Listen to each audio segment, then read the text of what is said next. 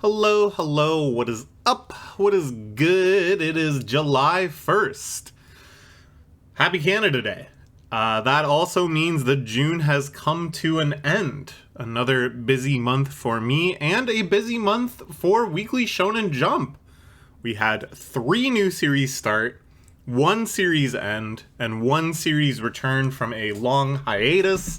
That means a lot to cover for me.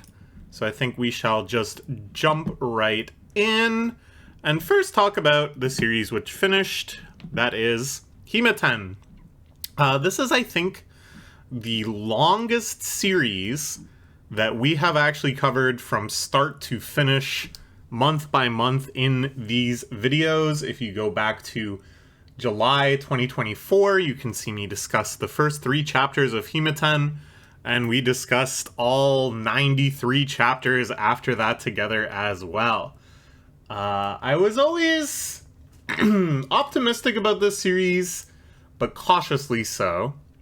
It's a very pure rom-com, unlike, Blue Box and Someone Hertz that have a competition element to go alongside the rom-com. This one is really just entirely focused on the relationships of the characters.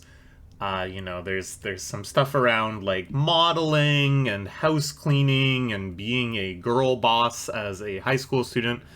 But those are all fairly insubstantial and just kind of there to motivate the relationship plot. This is a genre that can have some pretty high ceilings, but some really, truly, brutally low floors.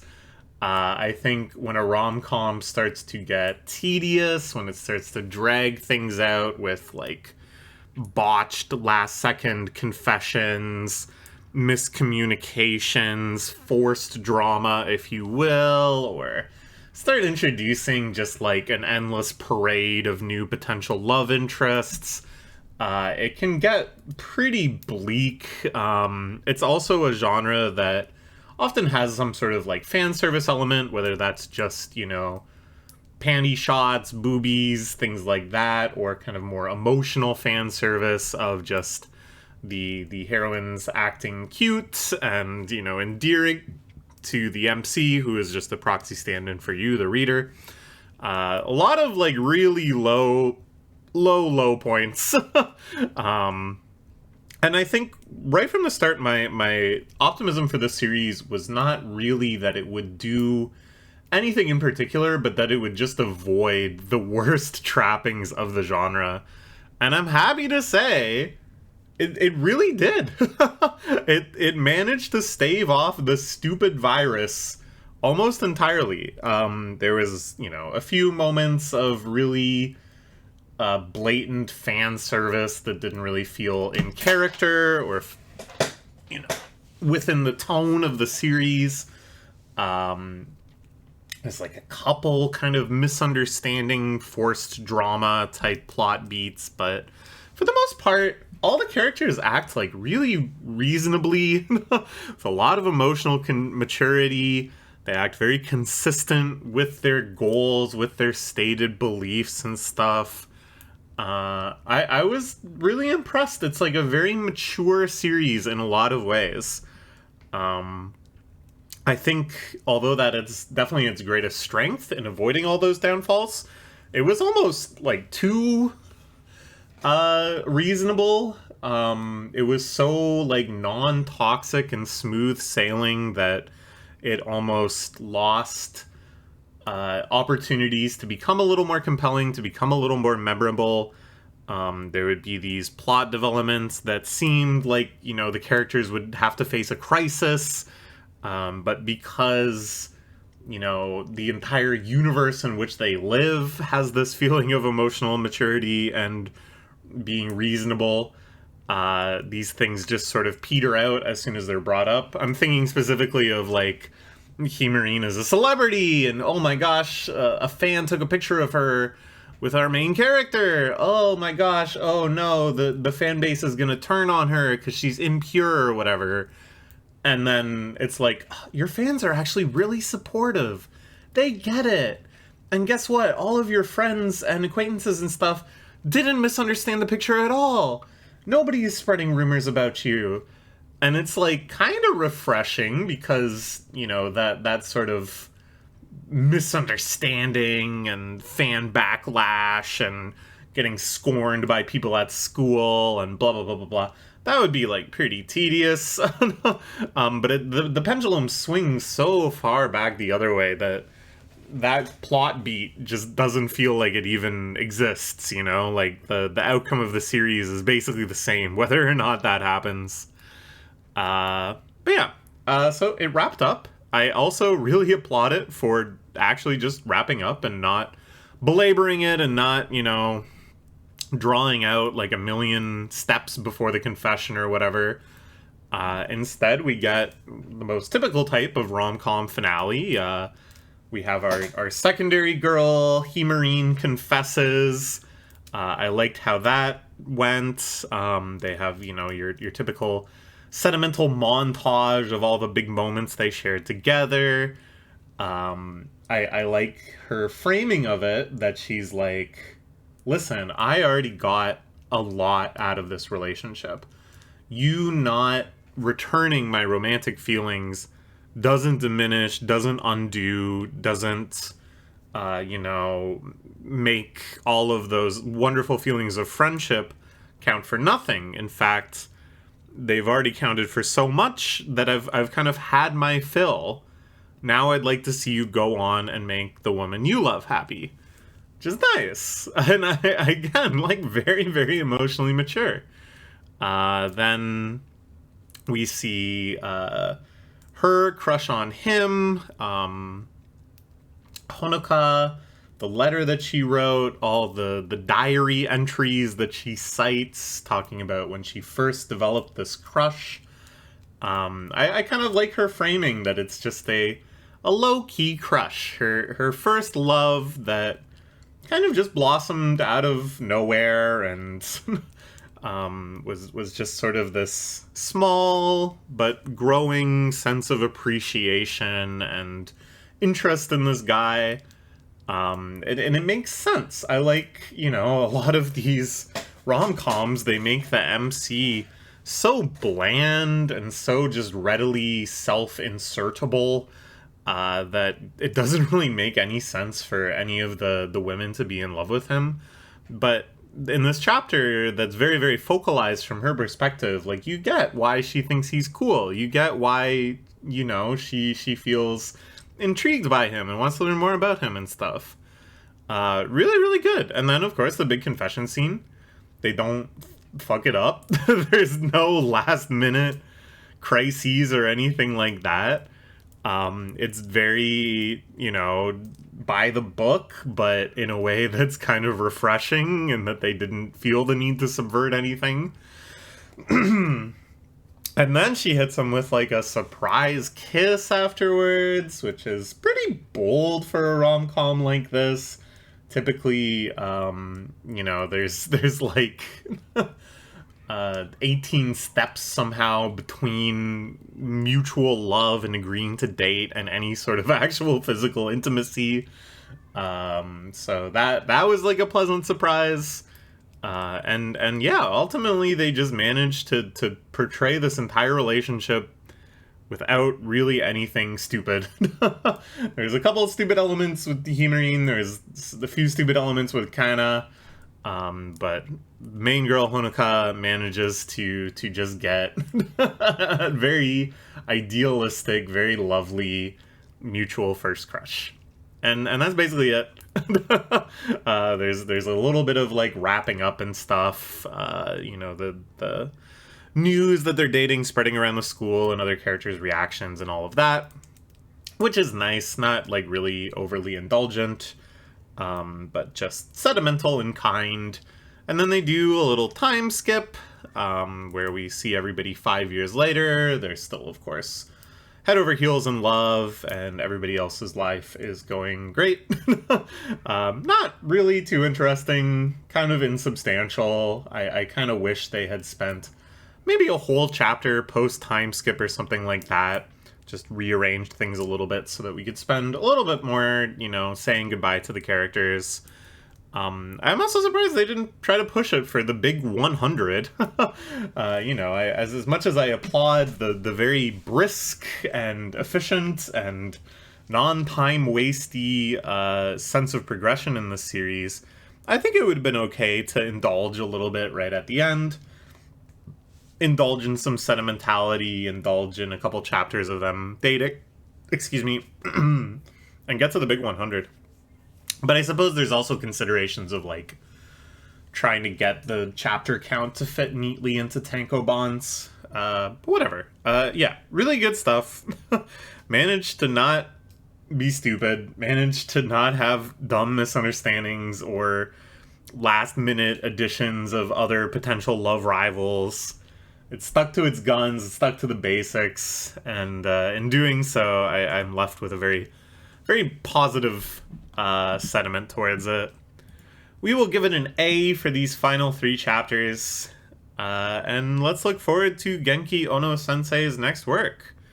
I don't know if they're going to kind of stick to the rom-com mode, but their art was always really fantastic, and I think they've got a good sense of sort of the poeticism of life in a way, you know, just capturing small moments, capturing moments of appreciation, of serendipity, of the beauty in the day-to-day that I think just makes for a great manga in a variety of genres. So I'd like to see, you know, some slice of life or even kind of a low-key competition series or something. They could do a lot. Okay, now let's move on to the new series, starting with Animal Signal. Oh, man. I love this one. I absolutely love this one. Okay, so the artist here, Tsusui Sensei, is the artist that did Bokuben, aka We Never Learn, aka We Can't Study, which was a solid enough rom-com that ran a while ago in Jump. It did fall into a lot of the issues I was just complaining about that Hima-ten so deftly avoided, i.e. really overstaying its welcome and belaboring things and drawing things out and just adding more and more love rivals way too late into the game and having some kind of forced drama plot lines, but also had a lot of strengths. I thought the character writing was really good. The art, of course, is fantastic. And it was overall a pleasant experience. Then they came back more recently with Sid Craft, Love is a Mystery, which was meant to be a hybrid rom-com mystery series about kind of a Sherlock Holmes type and his lovely assistants and rivals at the police and, you know, just various babe hangers-on that he would have to fall in and out of love and have adventures with. Sure, solid enough premise, decent enough start, but really, really went off the rails, I think, when they were told to try to shift gears and broaden the appeal, and I don't know. I think it was an editorial error just as much as it was a mangaka error, but that thing really crashed and burned, which was unfortunate. So now they have Sensei coming back, not as the writer, but just the artist, and teaming up with the mangaka of another series, which is quite popular, called "'Tis Time for Torture Princess." This is a series I haven't read, but I watched the first season of the anime, and really enjoyed it.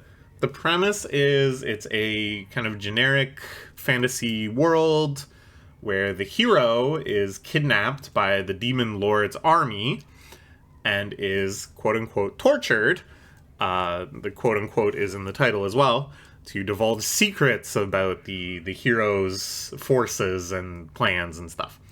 But the way that she is, quote-unquote, tortured is by, you know, preparing a really wonderful meal and only allowing her to eat it if she divulges secrets, or taking her to the beach or an amusement park or something like that and saying, oh, you can only have fun and play if you divulge secrets.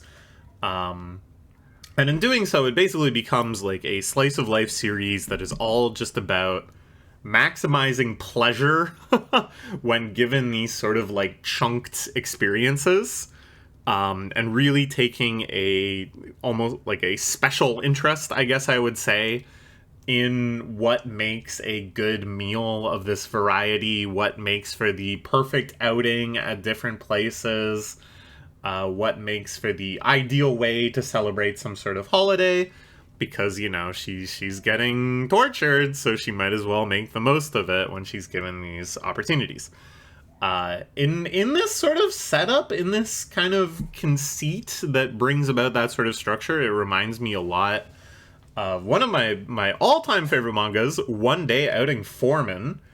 And to me, this reflects like a really good quality of manga, which is just a deep special interest focus on what makes something like good or interesting or pleasurable, what makes something an exquisite product, whatever. That sort of thing in its most abstract form, you know, what makes something good is something that I find very, very fascinating, and that I think really motivates one of my favorite like genres of manga, which is just manga that teaches you about stuff. So the premise here is that same kind of special interest attitude, but this time about animals.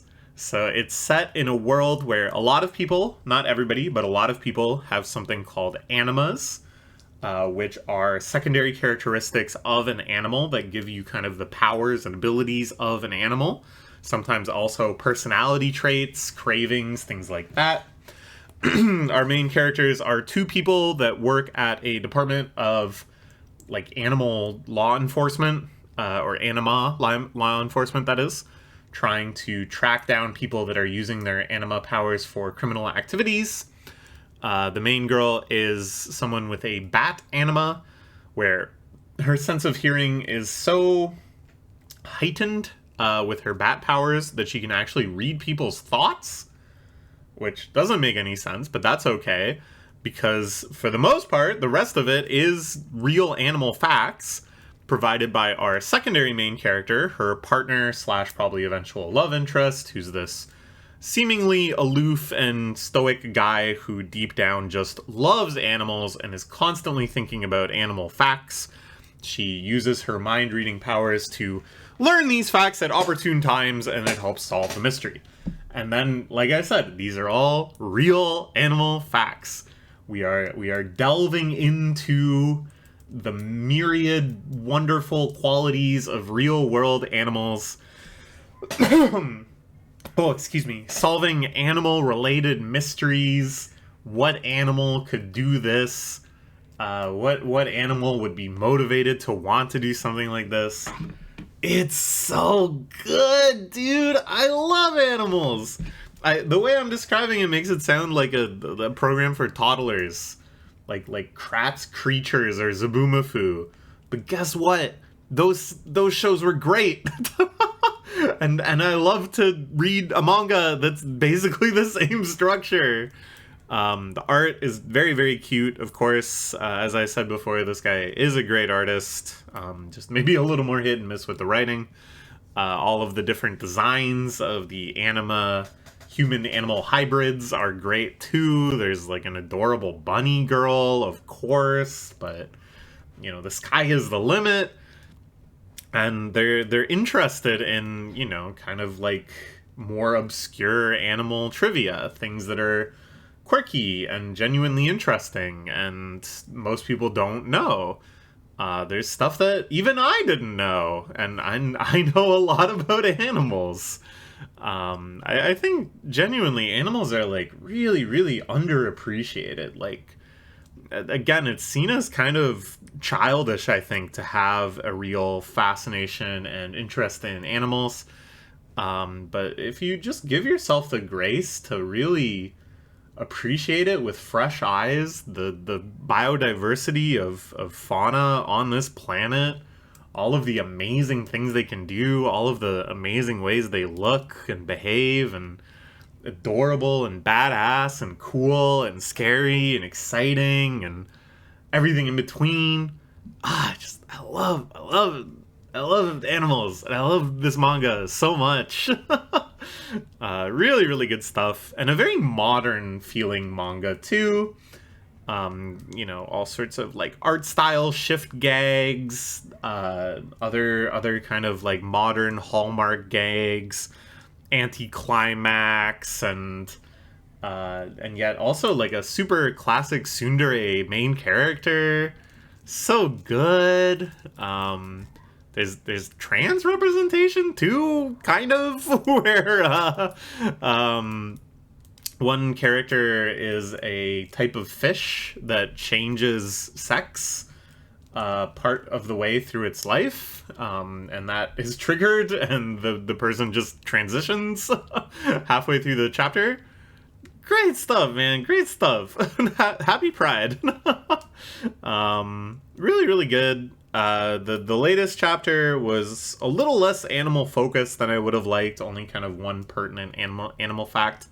Focused more on the main characters themselves, her embarrassment at working at a maid cafe, and kind of the more typical slice of life hijinks, we're working a job at a restaurant, and the learning curve and all of that. But that's fine too. I think we're gonna have to kind of have equal parts animal fact and characterization for this to really succeed. But I do hope that this has more substantial arcs and big animal mysteries, and just a massive cast of all sorts of cool animas, and bringing back other animas to use their powers at pertinent times to solve animal mysteries. Like, oh my god, dude. The sky is the limit. I really, really have very, very, very high hopes for this one. and again, I'll remind you, ultimately, these grades are my opinion. This is not objectively a masterpiece. This is not something where I read it and I'm like, a new god of manga has emerged.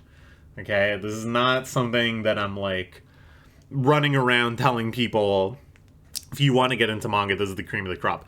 This is something that aligns very, very much with my tastes, that I really, really adore, and has very quickly become one of my favorite things in the magazine.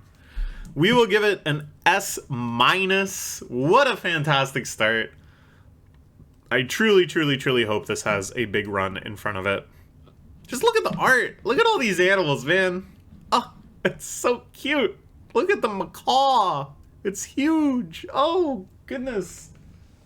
Where is it? Look, I got a magnet. This is my macaw magnet. I got it at Bird Kingdom in Niagara Falls, Ontario. Check it out. Bird Kingdom. Okay, moving on. We have Hal Formula. This one I was pretty interested in.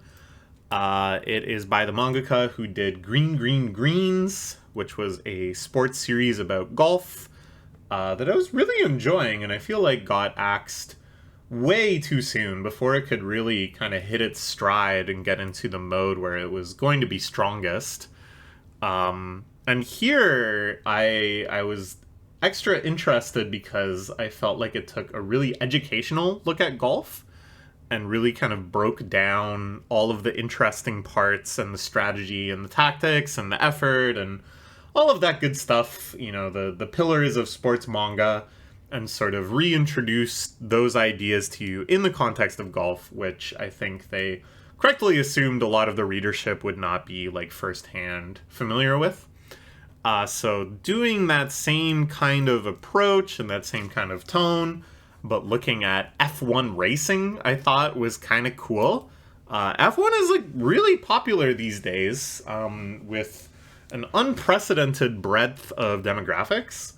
Largely due to stuff like the Netflix F1 show that really focuses on like the human drama of the sport and all the different racers, and really makes it like very narrative, very engaging, very easy to sink into, above and beyond just watching the actual races. I feel like F1 events have become a real kind of cultural touch point for a lot of nations, usually just the rich people in all of those nations, but it's something that Japan seems really primed to enjoy, given its proximity to things like Initial D in terms of it all being around like corner management and stuff, and I don't know. There's a lot to it. It made a whole lot of sense to me. I gotta say though, the first chapter like really disappointed me. I just found the whole kind of like setting of it and the characters, it just felt so melodramatic. This starting it with this whole framing of like he's afraid to race hard or whatever. Just not really that exciting. You know, even though you realize, of course, this is not like the permanent state of the character or whatever, it just kind of creates like a bit of a distance, I think, between us and the protagonist, where it's like, brother, why are you racing at all then? Like, to be in this position where you're basically solo parenting your baby brother, because your parents are dead or something, and you're clinging to this dream of being an F1 racer to pay the bills. It's just so unrelatable and just so, like, odd. And then this whole kind of plot line of, like, oh, the little brother got in trouble because they were watching, like, F1 at the nursery. And the other kids were, like, bullying him because his brother was driving cowardly and he, like, beats them up. It's the structure of it and the pacing and stuff, it's just weird. It felt like the plotline was kind of doubling back on some things where he's like, I've let down the racing team, which it's like kind of unclear how this works in the first place. Like, he's not being paid really a living wage, it seems. He has to work part-time as well. But he's been hired somehow as the driver of this like D-League team, and then he's underperforming, and then his like manager or whatever is like, oh, that's no big deal that you're underperforming, and he's like, oh, okay. And then she's like, you will be kicked off the team though if you don't start performing better. Just like weird plot developments. I felt like the whole thing needed to be restructured from the jump.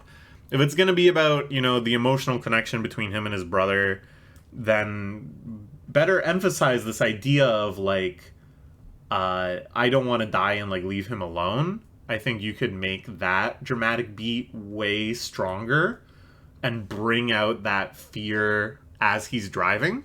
Whereas currently it just sort of seemed like, I don't know, he's like wimpy for no reason. And then the big climactic scene too, where it's like everybody else gets into a big crash, and then he wins because he shows the courage and conviction to like accelerate even in the face of the debris, and he's like the only one who did that. Everybody else slowed down or crashed, I guess.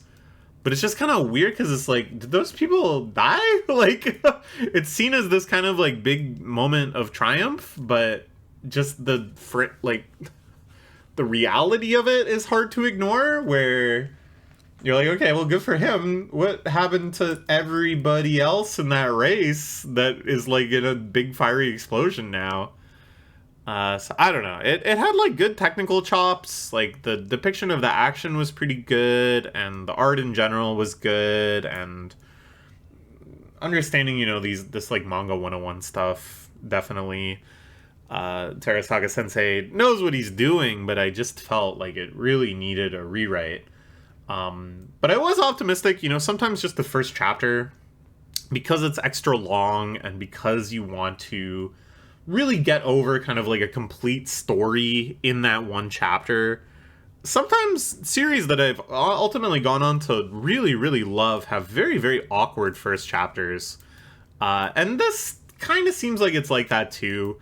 Once they got through all of these like really melodramatic really just kind of strange elements and got into just like the tactics of racing, the moment by moment decision making, and really started focusing on this idea of like he has broken through because he now doesn't fear death. And so everything is sort of framed by the push-pull of safety versus speed, and like, oh, he's on the other side now where he's willing to take risks of his own life and accelerate where other people won't, and seize lines around corners that other people won't and stuff. That's all good. I think that is a very compelling storyline. It doesn't still make any sense to me, though, to have this be like a wholesome man who loves his little brother but drives like a suicidal lunatic. There's just such an inherent tension in those that it doesn't really quite address. I think it would be better scrap the little brother. It's not really doing much for me having this little brother around, and have him have lost everything when his family crashed and died, and that tapping into this feeling of abandonment. I said his family crashed and died. I don't know why his parents are gone, but his parents are dead. And he is at such a low point in life that is enabling him to tap into this reckless abandon, which makes him a good driver. And then you build up but ultimately I still want to live. And despite wanting to live, I'm still able to drive powerfully. And, that's like a good arc for him to become, stronger and better and advance the ranks. I don't know. But yeah, it's fine. It's like, okay. I think it's got potential. I think it's good subject matter. It's well expressed. I think I won't really be able to judge it until we have like a true race arc where there's multiple chapters devoted to the roller coaster, the ebbs and flows, the strategic decision making lap by lap of a major race that we actually spend some time with. That is the mode that I think they're aiming for, in the same way that I could tell right from the start that Green Green Greens was meant to be a series where it would be like the whatever open arc, and they'd spend, potentially multiple chapters per hole breaking down the scores and each golfer's strategy and their specialties and all of that. I think that is the mode that Green Green Greens was aiming for and never got a chance to do it. So I think a similar thing here, that they want to spend 10 chapters on one race, talk about all the different drivers, what are they trying to do, how do these strategies conflict with each other. And that could be really, really good, but it has to get that far first. So we will see. I'll give it a B+ for now. First chapter, not so great, but after that, it started to improve for me. Alright, next let's talk about the final new series, Canon Master. This one, I really didn't know how to judge when I saw the previews and stuff. The art style is certainly very unique. It is a brand new mangaka as far as I know. But this is pretty good, man. I'm pretty impressed so far. It's got a fantastical world that has little to do with Earth. That's great. I'm still a fan, even though I had this whole big thing about how I am wishing upon a cursed monkey's paw and inviting Sekai, and God forbid, just straight up Isekai into my beloved Weekly Shonen Jump with things like Hinato's Magic. Even then, I still am excited to see a fantasy world where they want to do new original world building and come up with new things, and they did it here. It's a pretty unique sort of setting. It's a pretty unique backstory. The big enemies that they fight, which are like these stone obelisk weapon robot things, look sick nasty.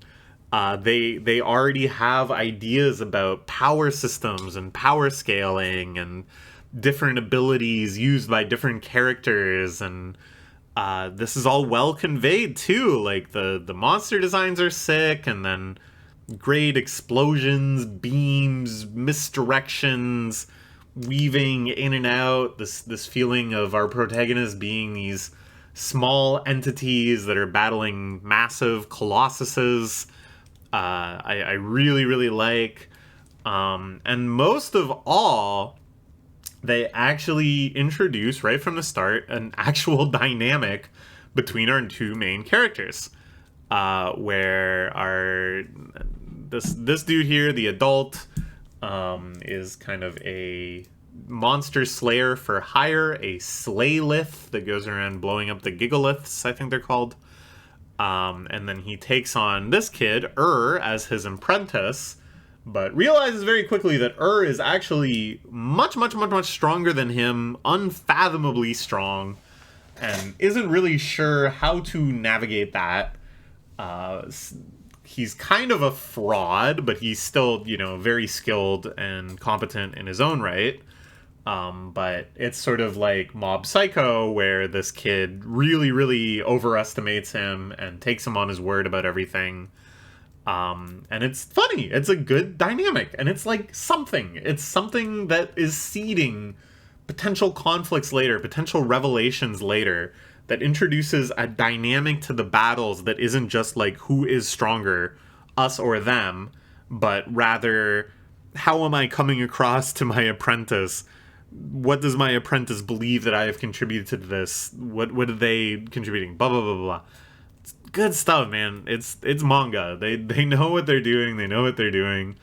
And that's all the first chapter. The second chapter, they keep the pace up already into a second fight. Some good little world building. I really like the introduction of this like Lord of the City character.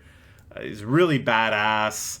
The monster they fight is an even cooler design than the one that they fight in the first one.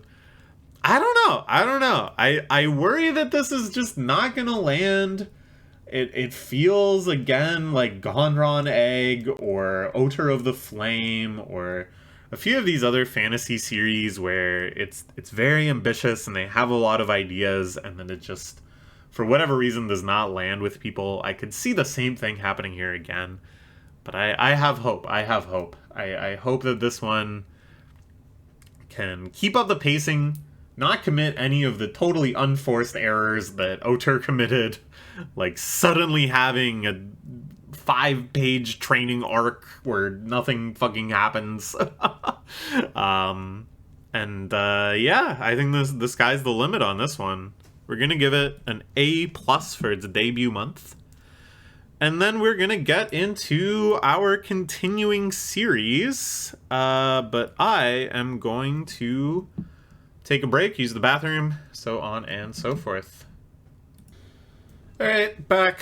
Took a little break, took a little nap. And now I'm ready to talk about Sakamoto Days, which is coming to a very definitive conclusion.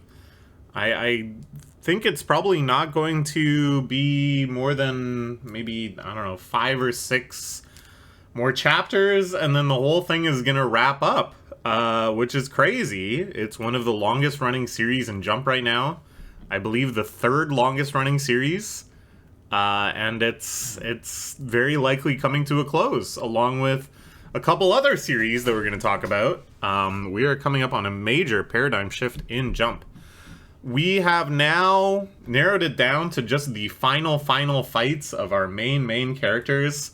Shin versus the Guitar Man. I liked this fight in general. I liked all the dynamics around his ESP. That this guy's head is just full of lyrics, so Shin can't read his mind. I liked this conclusion of the final set piece being a concert. Using the ambient noise of the crowd, or not the ambient noise, the very loud noise of the crowd, I guess, to drown out his offensive sound. Pretty cool. I just thought that was nice and kind of epic as a finale. In general, though, I still think this fight was a bit tamer than I would have liked to see. It felt a little restrained compared to some of the big climactic fights earlier in the series. which is like a high bar, of course, because this has some of the most amazing action movie style, really huge set piece, really creative fight scenes in really all of Battle Shonen. But, you know, it's a bar they set themselves, and when you're closing in on the big finales like this, I would hope that you're able to kind of live up to your own precedent. Whatever, we'll see. Then we see Gaku coming back, getting revived, like, midway through this final arc and final war. Which is a little unconventional and a little exciting, but again, I can't really see the focus of the series shifting to, like, Shin has another fight against Gaku or something. I mean, like, possibly to kind of give Shin a fight that has a bit more significance or something. But it seems like they're pretty locked in on Sakamoto versus X, aka Slur, aka various other personas and identities. That starts ramping up pretty awesomely. I think the battles involving Sakamoto are still the best in this series. He really is the GOAT of all of the styles that this manga excels most in. The big improvised set pieces that he uses in all sorts of creative and fun ways, all the improvised weapons, setting it at a carnival with all of the crazy carnival ride set pieces and stuff. Really, I think, a great choice for this big climactic battle. Very flashy, very fun. And yeah, the fight just kind of rages on. I assume next month is going to be mostly this fight as well. It's good, but again, it's not like my favorite fight in the series. It is, you know, still really superlatively great. But like I said, the series creates a very high bar for itself. We end the month on like a somber note where Atari, the JCC's resident fortune teller, declaring that Sakamoto may die. I do kind of think that after all these kind of like near misses and teases and this whole he's on death's door in a coma type thing, they certainly want us to believe that there's a potential ending where Sakamoto dies and, you know, his convenience store lives on and all the people he's saved and touched and everything get to kind of carry on his spirit and will. And I think that would be like a fine ending. They could make that pretty moving and pretty powerful. So, you know, that could ultimately be where it goes. But they've also just never shied away from like deliberately setting up these sorts of things and then faking you out. So I think it is also very plausible that they'll kind of lead you down that sort of path and then have him make one final big heroic revival for a more unilaterally happy ending. There could even be some crazy late stage twist, some villain behind the villain. You know, that's kind of a Battle Shonen classic. It's a Final Fantasy classic. Just a way to really kind of juice the last small developments and stuff. The execution on these things is very mixed. Sometimes it's like a low light of the series. Sometimes it's a highlight. And I think there are a few things kind of in the lore that they could explore to add one final villain or push things just a little bit further. Will they? I don't know. I kind of doubt it. I get the sense that Suzuki-sensei is more than happy to end this after however many years it's been, after almost 300 chapters. So we will see. We will see. Either way, we're going to find out soon enough. I'll give it an A+ for the month. Next, let's talk about the Under Doctor, which is really flip-flopping pretty rapidly in between its medical drama mode and then this kind of Battle Shonen action adventure mode, but then also like a character driven melodrama mode, and I gotta say, really the only one that works great for me is the focus on actual medical drama where it's doing kind of a blackjack impersonation. Although I talked about the various ways in which it doesn't really measure up to blackjack. You want to talk about a high bar, blackjack is one of the masterpieces by the greatest mangaka to ever live, so even something that feels like second-rate or third-rate blackjack is still really good and really unique within Jump. This month, we didn't get a whole lot of that. The end of last month, they suddenly slammed on the gas with a whole bunch of exposition, the introduction of a new character, and then plopping you like halfway through what could be their final adventure against what could be the ultimate antagonist of the series, all within one chapter. And made me think, oh geez, is this getting axed? But then, no, they wrap up that whole adventure. It feels extremely rushed, extremely truncated. Some very distressing, jarring imagery of, like, child experimentation. All these kidnapped kids that are getting tested on diseases and treatments and stuff. Very disturbing, very weird, and then that just kind of wraps up and we're dumped back into just like day-to-day life, except now the new photographer character is living with them.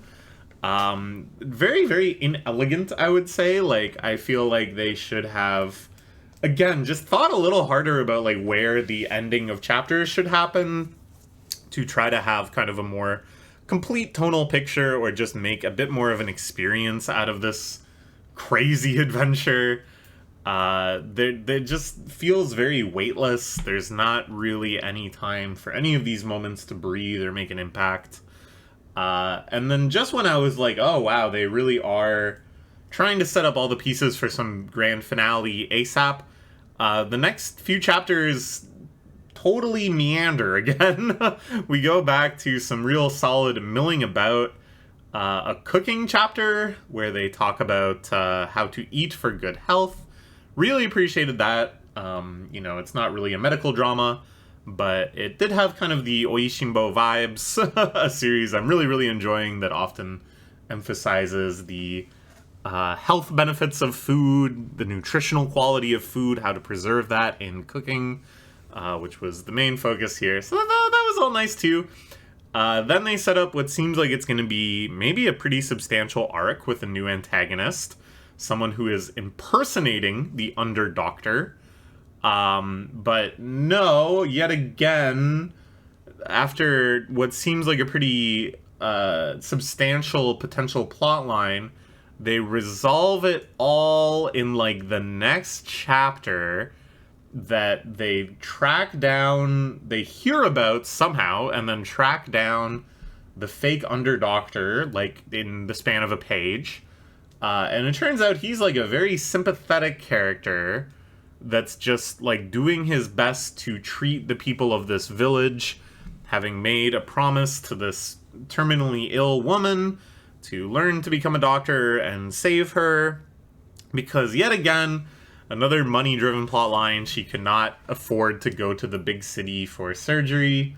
Just all these money-driven plotlines, they feel quite weak. and again, it's like so flat. Just the idea that this is like a good guy deep down. Everything is resolved very, very conveniently through the benevolence of the Under-Doctor. Not only does he save the woman by performing the surgery for free, he also pays to have a new real doctor set up shop there. There was one scene I like where he does the surgery and makes the fake Under-Doctor, whose name is Dan, watch and show him, this is what you were reckoning with, this is the heaviness of a human life, this is why becoming a doctor is not easy, because you are signing up and taking on this responsibility. That I thought was like kind of a cool scene. But the rest of it was just so conflict-free, so uninteresting. Like as if they came up with this idea of the fake Under-Doctor and then woke up the next morning and like hated it and was just like, let's just get this over with as quickly as possible. There's like the obligatory like sad backstory of Dan, why he decided to pretend to be a doctor. It's all extremely basic, the kind of thing you've seen a million times before. And also confusing, because I thought the whole thing with the Underdoctor is that he was like a shadowy figure of the underworld, that even if you know about him, that means you're in deep somewhere with something, and you know, he's making this sort of shadowy living and skirts around the typical medical systems. And in earlier chapters, it would be like other doctors had no idea who he was and then were floored by his skills and stuff like that.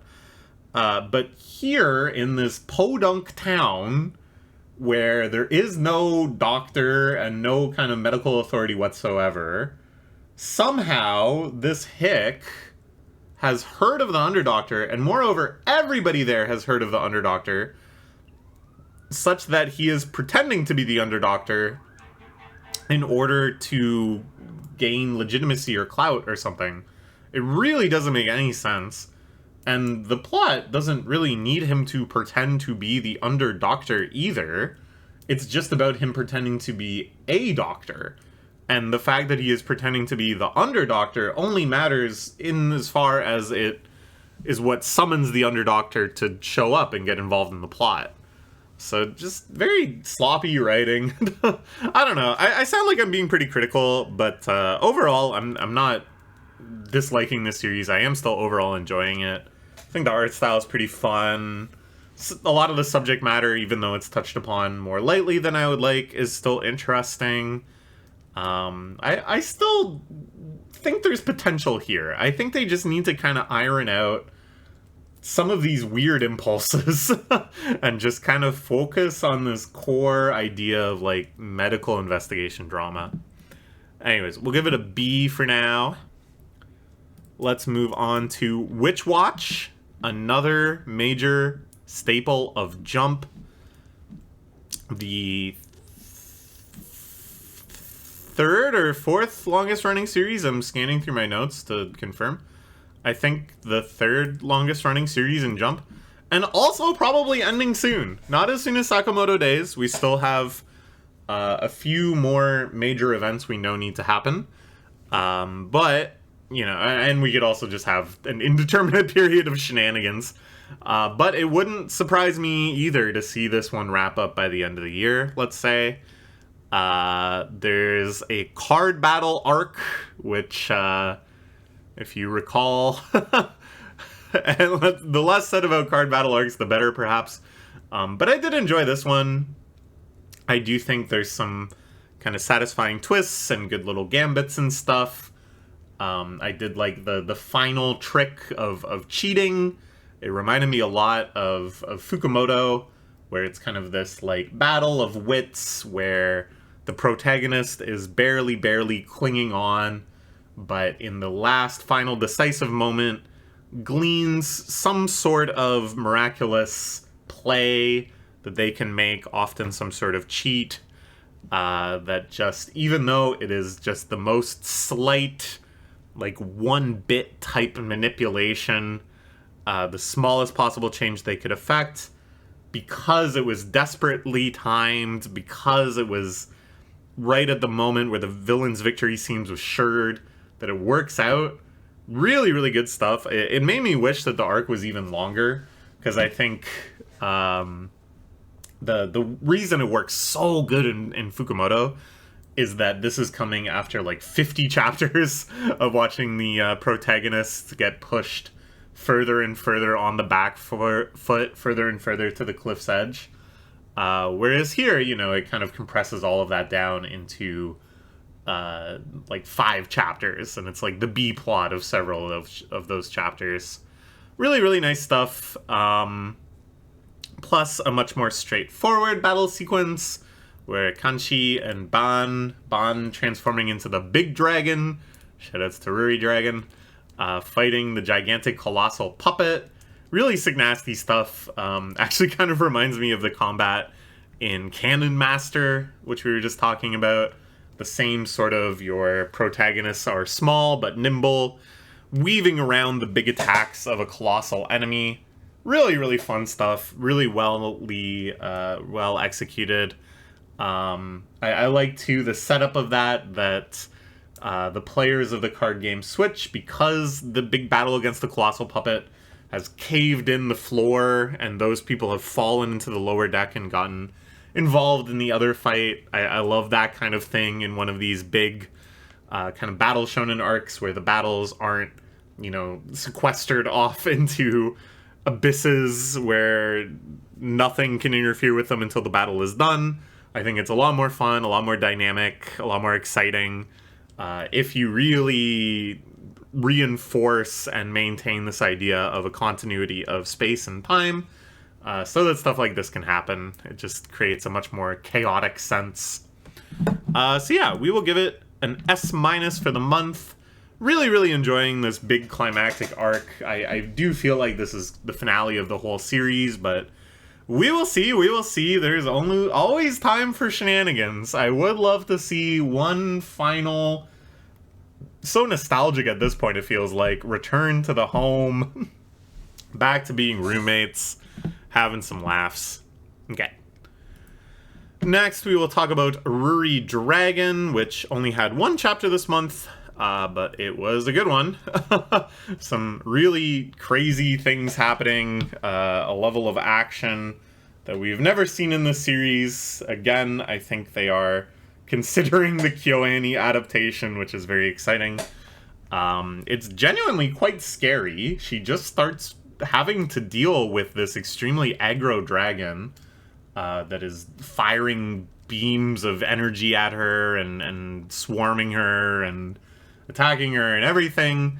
A mysterious person shows up and is like, yeah, having some sort of tantrum, I don't know. Very, very strange that this is happening.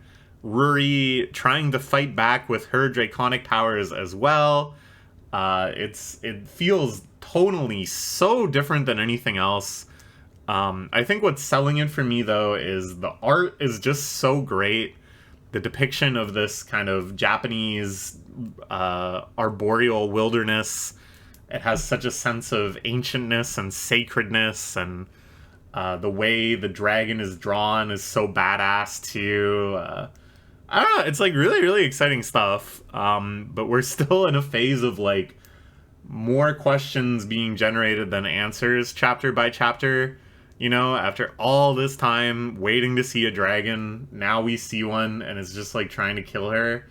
And kind of the all the questions we wanted to ask about dragons, the only thing is really checked off is like, what do they look like, which was a big one.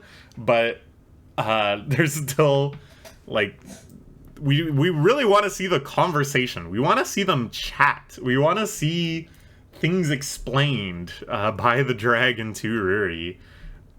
Which is, surprising to be reading a shonen series and going, all right, enough of the battling, let's get to the talking. But maybe a hallmark of a very unique and interesting series, too. So yeah, I don't know. Hopefully we'll get a chapter in July. Keep this moving. Keep the excitement coming. We will give it an S- for the month. Like I said before, for a while I was grading Ruri on a curve where I'd be like, well, that was a great chapter, but it was only one chapter this month, so can I really give it a high grade? And then recently I'm like, no, that's kind of BS. That's not fair. So now we're just giving it the score I would give that standalone chapter, and I did love that chapter. Okay. Now we'll talk about Someone Hertz.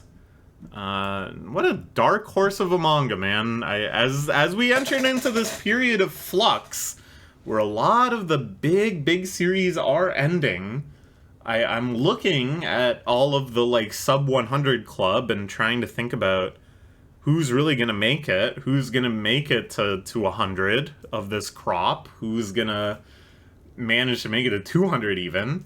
And I never would have believed it, but I think Someone Hertz could be one of those series. And what I think makes it work so well is that even though it is very much a typical 1v1 rom-com, which we've discussed at some length, it does still have the competition aspect. And it leans into the structure of that for hype moments. to make it feel like there is like progress, that there are meaningful changes occurring across the series, that the main character is working towards something that he is achieving bit by bit, which I think is sometimes what deters people from 1v1 rom-coms or any of these other really slow-moving rom-coms where they're not even pretending like they're going to start dating like next chapter or something. So here he enters the rookie round, which is for people who are not so good at the radio yet, but on their way up. People that have only been read on air 5 times or less or something like that. He manages to win. It's a good, intense competition chapter, you know. They managed to convey really well the tactics at hand, his bravery, his recall of crucial advice, get out there and be silly, a foreshadowed advantage, which is that he bought an actual radio instead of listening to the web stream. So it's very, very slightly ahead, and that allows him to get in submissions that much sooner. Really good stuff. They also play the suggested soundtrack card, which is always fun, mentioning a real song that you can listen to as you read the chapter. Brilliant. Really good stuff. Really good stuff. I was surprised at how emotionally invested I got into him competing in the radio submission thing. Then they have kind of a wrap-up chapter to that. The summer break arc is over. They're back at school. And then they bring up again the kind of central conceit of the rom-com aspect, which, you know, was introduced way back in the first chapter of her saying, "I can only date you if you are funnier than me," which translates to if you can beat me at radio. And this is the first time that he's ever even been tied with her, you know, in striking distance of that. And I thought that was very clever, because it's like, he took a big step forward in being good at the radio, and then they remind you that, oh, that is also the rom-com hook, that if and when these characters end up actually getting together, it's really more of a when, it will be because he manages to pull ahead in the radio contest and win the listener quotient or whatever.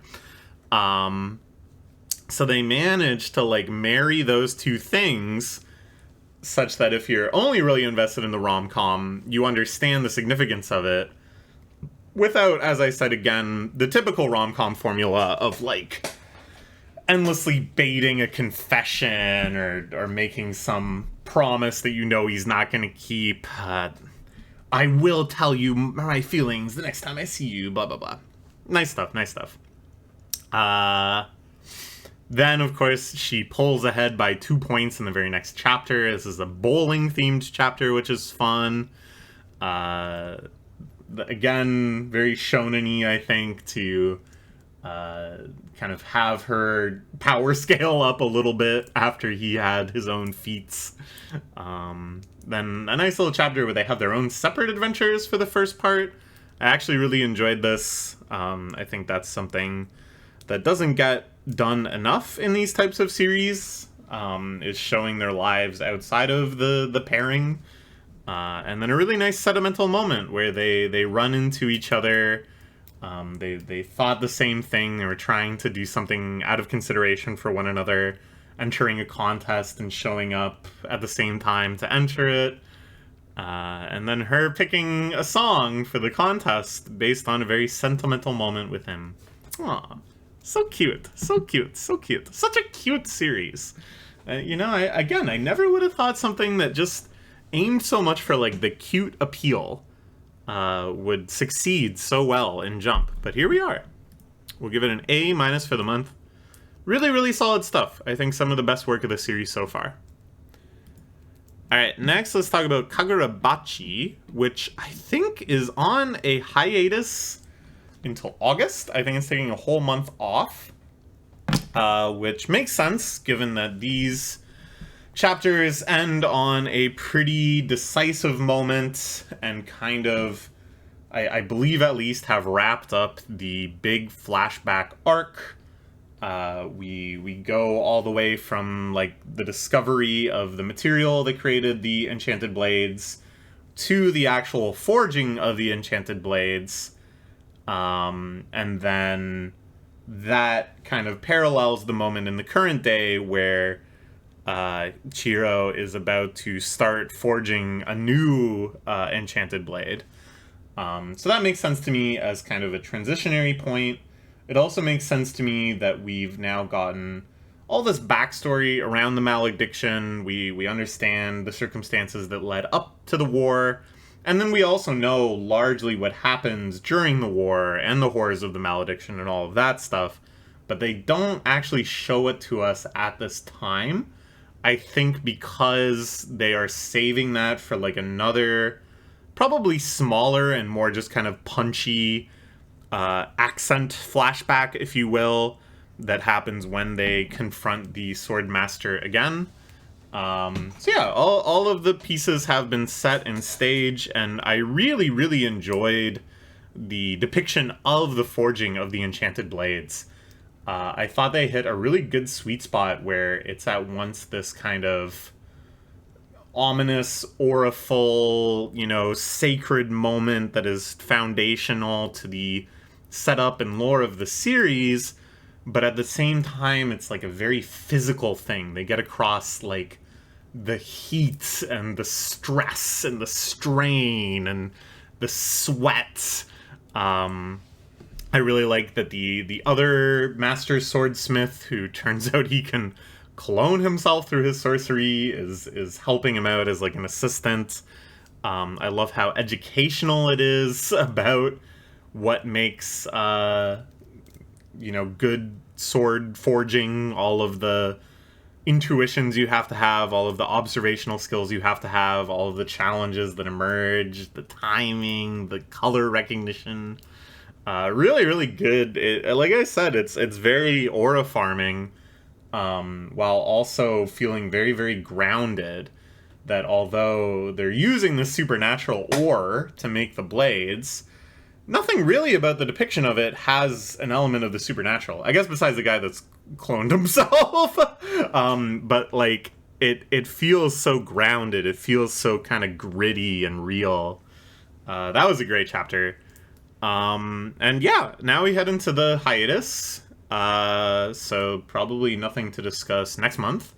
But the month after, we will be back at it, probably in the present day again, with a new enchanted blade being forged, and then I imagine we're going to get kind of a gathering comrades sort of arc, building up the counterforce to the Swordmaster, who has like occupied the Kamunabi headquarters. So I expect it'll be like, this was kind of like a last blast of real intense top level combat, with like the trade talk degradation and stuff.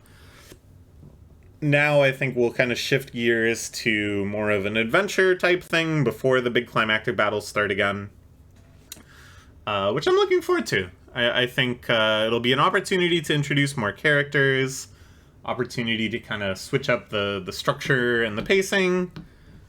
Should be good. I'm giving an A+ for the month.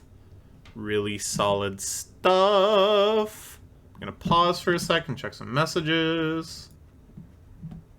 Alright, next we're gonna talk about Ichi the Witch. Where did I put my notes for Ichi the Witch? Here we go. There's wait, I totally lost my train of thought. I think we gotta take a longer break. Never mind. Okay, yeah. Ichi the Witch. In a very strange arc. I think you could call this maybe the Mantle Witch Association arc, or the start of the Fujimine arc, which may be more of like a saga, I guess. It's very odd. Again, the structuring on a macro level, I feel like the series really excels moment by moment, but just sometimes really loses me when it comes to doing like the actual ordering of events in an arc or the combination of events they put into an arc. I do really like a lot of elements here, like the tragic past of the Magic Keeper, who was the only one that could resist Fujimine's love sickness magic. Everybody else falls head over heels for her, is basically brainwashed. Then another quite mysterious witch shows up and starts curing other people of the love sickness. Some really good world building there. Her reputation kind of preceding herself, with some good mystery as well. General chaos building up here, and then a really awesome moment where Fujimine is like cuddling up with Ichi. And even though he is deep within the spell of love sickness, she for an instant flashes her intent to kill him. She bears her like bloodthirstiness, and Ichi, even though he's brainwashed, still triggers the death for death response that is so deeply instinctual. Like it's like an animal instinct for him, and he just stabs her in the neck. I love that. I love just this kind of weird element to his character, that even though he's very quirky and charming and cute and fun and silly, and is just kind of like a puppy dog a lot of the time, he's really very far away from a human, that he has no hesitation whatsoever to just stab another human being in the neck on raw instinct, a human that he believes is like a long-term friend of his. Really crazy stuff, really compelling, really decisive. But then that is like not really the climax of the arc. It isn't like a super decisive moment because Fujimine just kind of pieces out after that. The fact that they didn't save this for when it was gonna like matter more, and instead this is kind of just sort of a transitional period within this arc where, you know, the immediate threat is dispelled or delayed or whatever. Very strange, all very unceremonious. And we just return to hijinks, with Des playing Ichi's first mentor, the other Magic Keeper guy, in like magical ping pong. It's very fun. I like all of their cheating and shenanigans and stuff. Reminds me of good old ping pong peril. Bring back ping pong peril. And then they kind of shift gears again and start talking about like the witch association in general, the deeper mysteries within that older witch who had, you know, that strange mysterious reputation, turns out to be the mentor of Fujimine. And it's kind of like, why are you revealing all of this stuff just in exposition post-battle? The idea that like the bullet witch was just hypnotized with the love sickness as well is kind of like obvious in retrospect, but like they didn't really play with that concept while she was hypnotized, you know? Like nobody was like, you're acting so weird, or the slow dawning revelation that something has like totally brainwashed her or whatever. No, she's just kind of like dispatched, and then Fujimine shows up, and then you figure out what's going on, but it doesn't like explain anything because it would be no different than if she was just like a normal traitor, you know, if she was just regular evil and not brainwashed. I don't know, it's all very odd.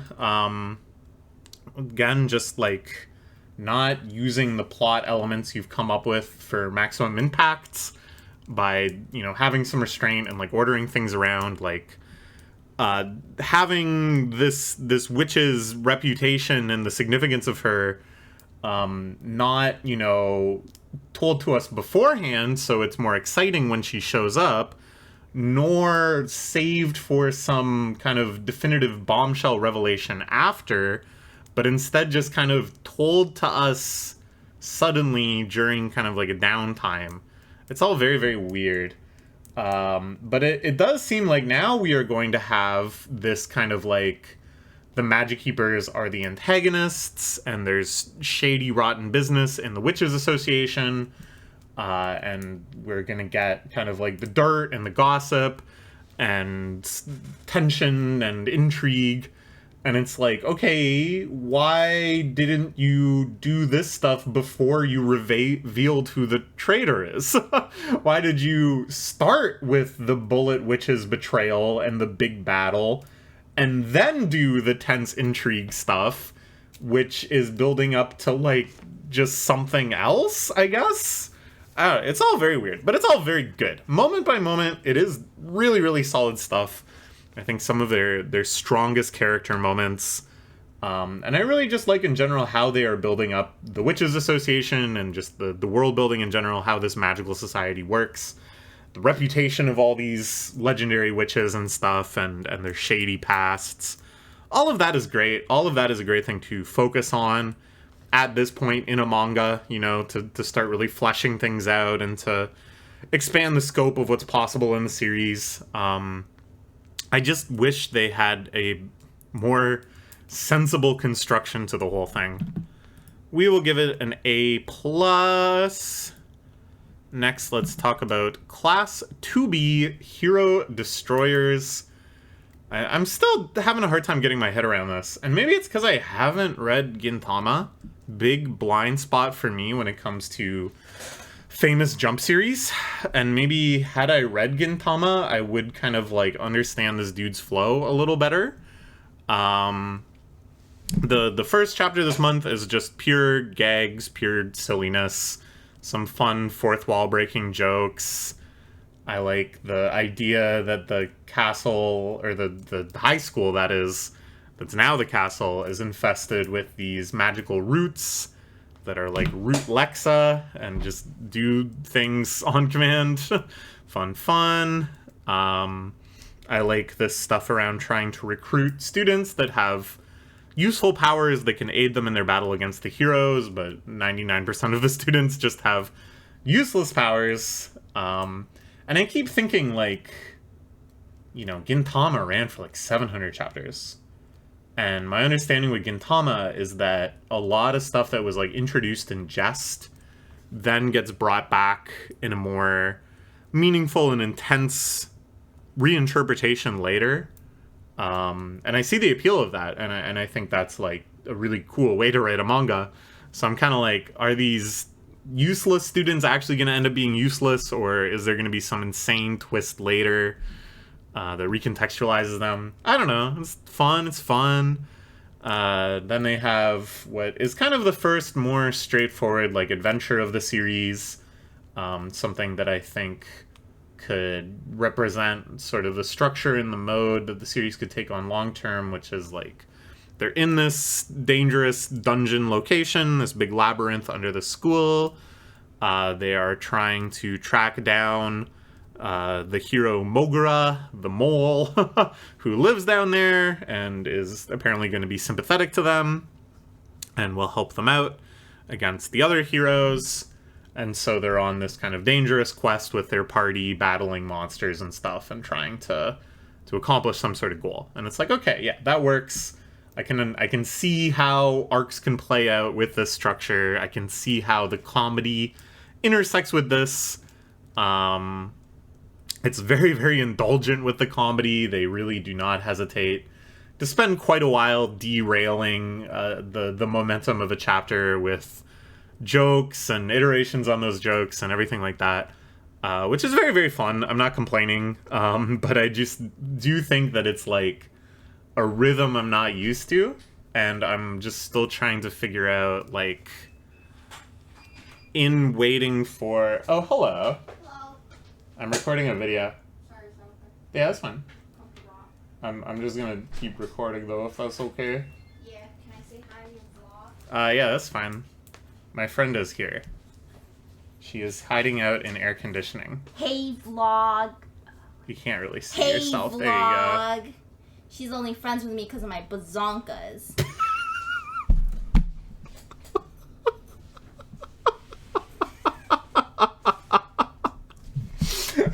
That's It gets so much worse than that. I learned slurs recently. Oh my god, no. No slurs. I don't remember any slurs. We're talking about manga. Oh. There's no room for slurs in manga. Which racist manga are you reading now? Actually, this one's a little, it's got some toilet humor. Wait, I was joking. What? Oh, yeah. It's got...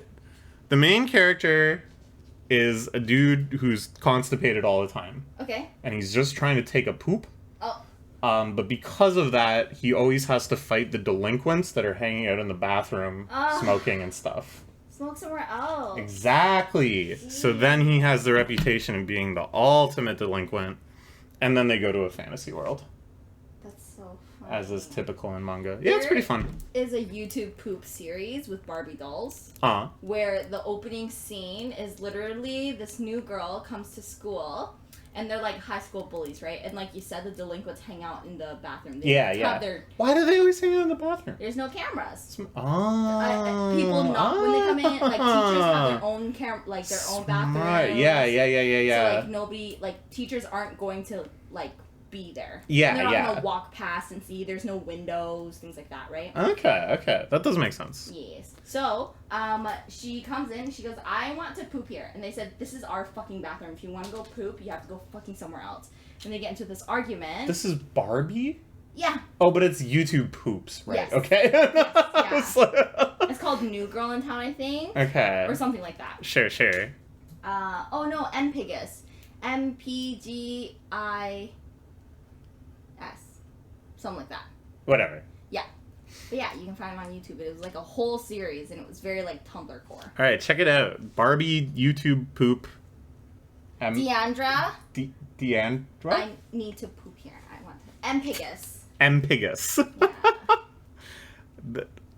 Sarachi Sensei ripped off Mpgis. Wow. This is the mangaka that made Gintama. Do you know Gintama? Yeah. Yeah. He does stuff, and he got white hair. That's correct. Mpgis. The most popular girls in school. Oh, Mpgis. Yeah. This one. Oh. I mean... Wow. That one. Wow. That's cool. They better pay you for that. Nobody's paying me for nothing. We pay you in our love and adoration. That's good. I'll take that. So yeah, I don't know. I'm enjoying this one all right. I do find some of the gags really, really funny. I like the joke of her being petrified except for her face is very good. I liked the gags they did in the big fight scene, you know, the unorthodox attacks and tricks and stuff. But it's just not really still more than the sum of its parts. I feel like maybe I'm just sort of like missing out on the intent, and I'm waiting for it to become something that it's never going to be, and I should just kind of get used to this sort of goofiness and not expect it to get really epic or intense or anything.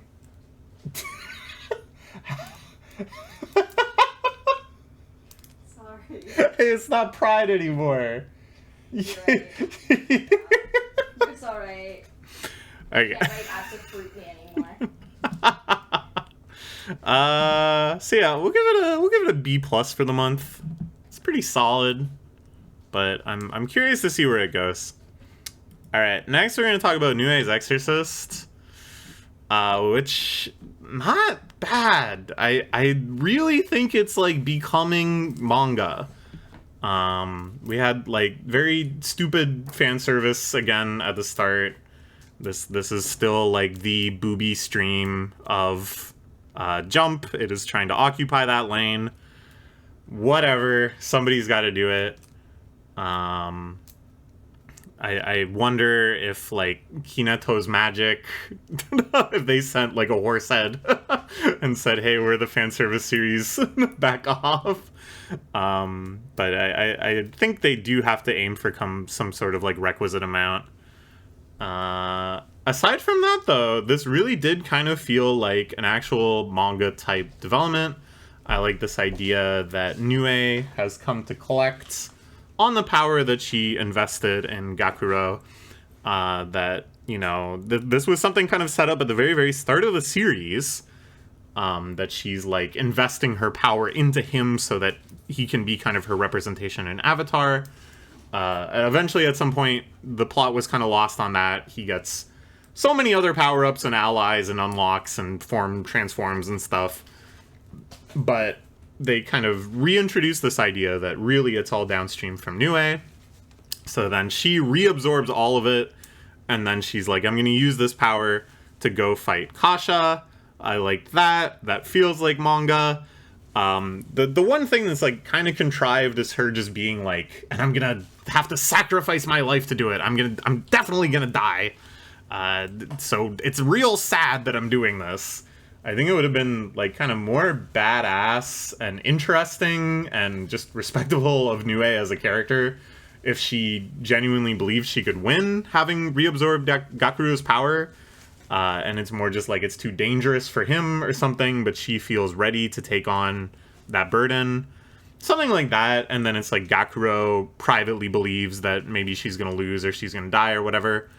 Then Gakuro goes to explore his past, investigating some of the more foundational mysteries of the series, like what the hell is Gakuro's deal? Turns out he is the descendant of exorcists. He was supposed to inherit a great power by his, like, birthright, but his dad was able to free him from that burden and allow him to live like a normal human being. But now he must take up that burden once more.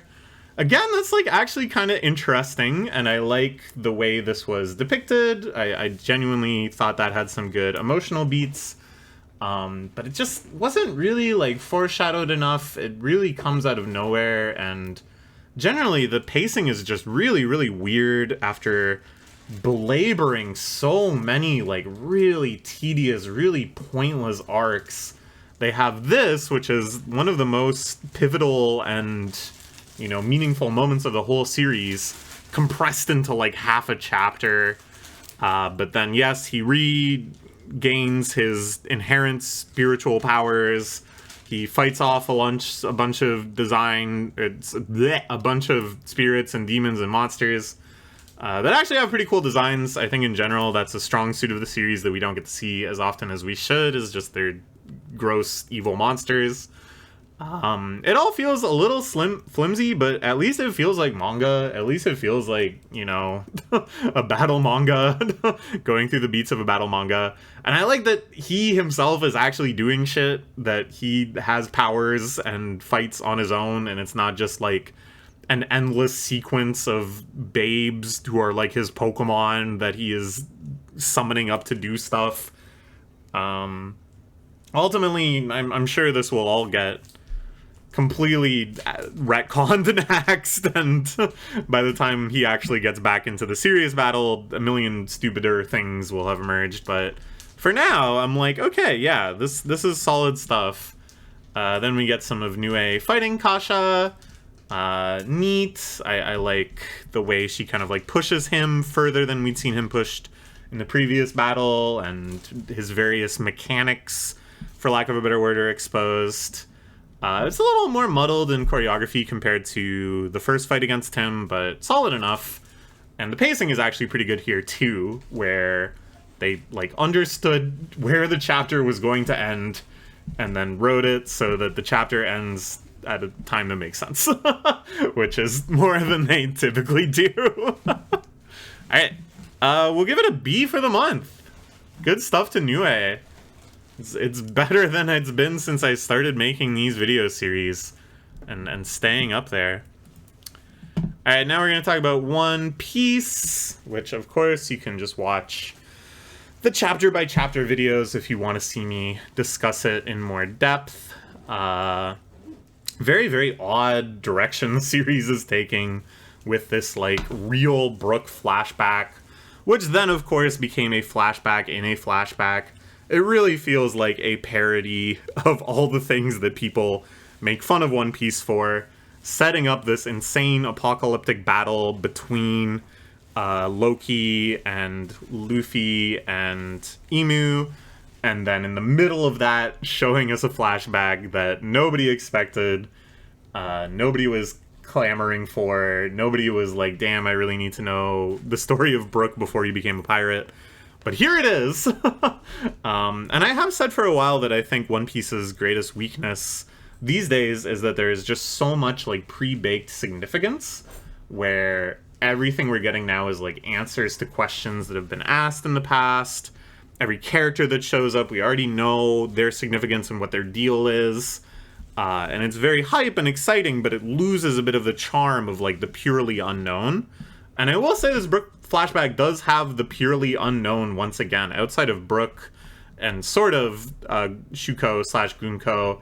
These are all new characters and stuff. They get through this flashback at a pretty quick pace, too. I honestly thought more would happen. In fact, I'm actually a little disappointed, although I did sort of bemoan the start of this flashback. I was also surprised at how disconnected it ended up being from everything else. Like, typically the way these One Piece flashbacks have been going lately is that it starts with one story, but then ends up being a much broader story that hints at other plot lines and integrates some other characters and stuff. Again, really playing into that significance of everything, for better or worse. But here it really is just Brook's story, and then he's off, I guess. It doesn't even show the scene where he decides to be a pirate, which I thought we would get at least that for sure. You really just do leave the entire plot line right after Shuri goes off with the world government.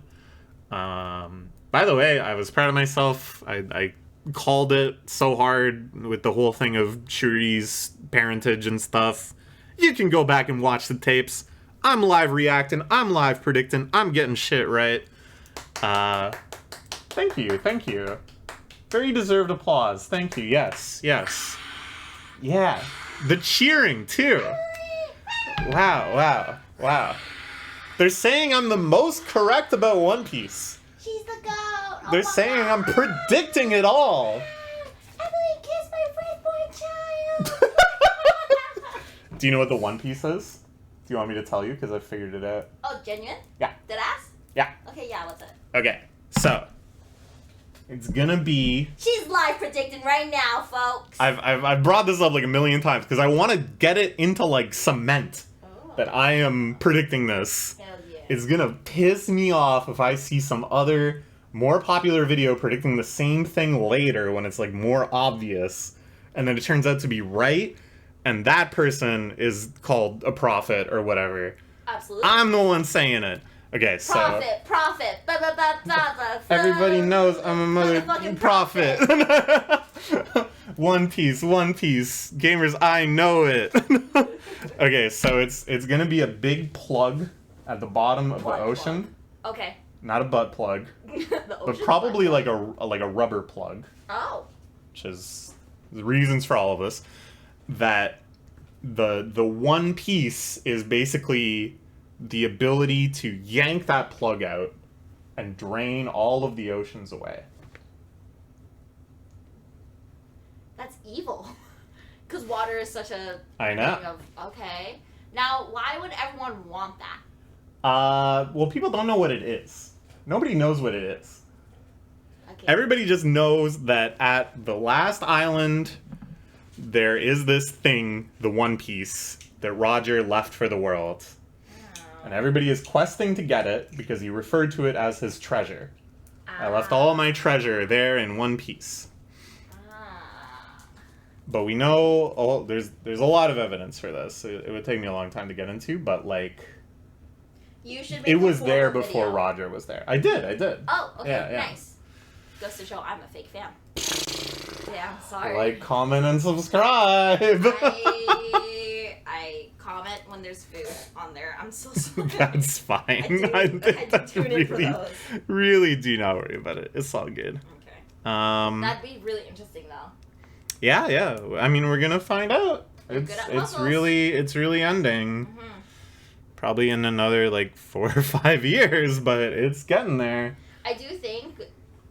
I hope your theory doesn't get found out too early, because then he'll have 4 to 5 years to go, switch it out. Never mind, they guessed it. Yeah. You know? Well, he said in interviews that if somebody guessed it, he wouldn't change it. But that also nobody has guessed it that he's seen. Whoa. So a lot of the common theories, I assume, must be wrong. Yes. And I also just think they're wrong from a variety of, like, storytelling reasons. A lot of people think it'll be like a big mega weapon. Oh. But why would he get a big mega weapon, like, at the... Sorry. Why would he get a big weapon at the end of the series, right? He's already beat the enemies to get to the One Piece. Yeah. And then it's like the One Piece is the ancient weapon. It doesn't make sense. It feels like when people, like, OP out, you know, when they get, like, overpowered. Yeah. Stands for. Yeah. When they get, like, when a character gets OP'd to then have, you don't. Like, I think fucking Bleach did this shit. Or, like, Naruto kept doing this. Oh, man, Naruto does this, like, a million times. This, yeah. where it was like, this is so OP, but then 12,000 people can take over. Yeah. Can destroy it. Okay, well, I thought that was OP. Okay, now this is OP. And then it's like, actually, that weapon means nothing because I'm so strong. Yeah, I'm actually so strong. Touch my muscles. You can, like, I'm so strong. Check out my eyes. Like, okay. Well, I have these eyes. Oh, yeah, well, I have the next level of those eyes. I got 25. Oh, man, I got, like, 80. Yeah. 80. I can't believe it. Those must be the strongest eyes ever recorded. JK, I've been hiding in a cage for 5 years specifically. I actually have cultivated 100 eyes. Okay, what's the point? I'm getting desensitized to all these power-ups. I know, yeah. It starts to get really tedious. What's it? Dragon Ball Z did that shit. Yeah. You're Super Saiyan. Well, I'm Super Saiyan 2. Piccolo? Yes, damn it. He's green? Yeah, he's green. Okay, great. Okay, he's a pickle guy. Speaking of eyes, did you know Cole got glasses today? Yeah. You mean every time I push him over on the shoulder and I say nerd, that's going to be more accurate now? Yeah. Oh my you God. can call him Four-Nut. Four-Eyes? Four eye. He has the power of 4 eyes. He just, instead of glasses, he wears walnuts. Anyways, One Piece was good this month. The Brook flashback ends. There isn't really any greater tie-in. It's just the story of Brook and Gunko. Then they resolve to save Gunko, having heard the sympathetic story. And then Luffy punches the shit out of Emu, and that was great too. So, I don't know, like, really solid stuff, but still just baffling why we had that little interlude. Didn't really explain anything we needed to know or add too much to the plot yet, at least. There may be, like, a flashback coda when whatever her name is, the princess, is de-brainwashed. We may get a little more significance. But for now, it's just kind of like, okay. But good stuff. We'll give it an S for the month. Hey. What? You liked it better than your B+ and your B1? Yes. Okay. Yeah. S is above A. Yes. And you know what's above S? You have an OP tier for more than... I'm doing it too! Oh my God. I'm power scaling my own rankings! What's the point? Because sometimes it's better than S. Is it SS or is it... It's P. P. For peak. Yeah. That's cute. I'm surprised you didn't go with rhythm game. Oh. TG scaling. Yeah, ITG goes star after S. Oh. And that's what I used to use for music reviews. Uh-huh. But people would complain and go, why did you love this album so much and then give it like 2 stars? And I'm like, 2 stars is a very high rating. And they're like, it's ultimate. What? But yeah, 2 stars is already above F to A to S. Yes. And then 1, 2, 3, 4 stars. Yeah. That's how ITG did it, yeah. And I think that's pretty hype, but people don't understand. Maybe after P will be star. You can't. What's P and P? Heaven Heavenly? Yeah. PH? Yeah. Penthouse. PH. The top of the top. Top of the top. Alright, let's talk about Kinato's magic. It was funny, last month I said that this arc felt a little flat to me because it was just, like, pure training. And that they should have some sort of, like, parallel plot line in the village, that they're gonna have some sort of contest or festival or some sort of significant thing to anchor it around. And then very helpfully someone in the comments pointed out, oh, if you go back and look at the dialogue in this chapter, they do actually mention that there is a festival coming up. So I was weirdly synced up with the author who did actually plant the seed I wanted them to. And yeah, the festival thing starts. It's this, like, hunting game. Fun. More kind of relationship, kind of rom-com-y-esque stuff about Kinato and the village chief, which is alright. I think I would have assumed that it would be more tedious or excruciating, but they actually make it pretty cute. I think because they didn't overdo it on the fan service with that plot element. But there is, of course, a lot of fan service in this series.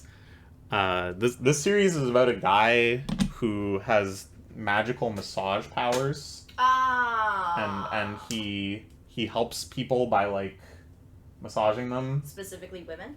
But it's, like, 99% women. Yeah. And then they're always like, yeah! Oh my gosh, it feels like I'm in a bath. And then it shows them in a bath. Tentacles, but it's his magic hands. It's like Food Wars, yes. Yeah. It's very much like Food Wars. Yeah. Exactly, yeah. Can't catch me watching the first episode around anybody. Yeah. Do you know that Kevin and Justin watch Food Wars? They're, like, big Food Wars fans. Okay, weird. Okay. That was, like, their COVID anime that they watched during lockdown. Okay. Yeah. Did they just believe a lot in, like, it gets better later? Or is it they're just like, I'm actually so fine with this really embarrassing several scenes? I think they just don't watch a lot of anime. So they just think it's, like, par for the course. Oh. And they just like food, right? So That's true. They're big foodies, so they're interested in that aspect. It is very foodie, yeah.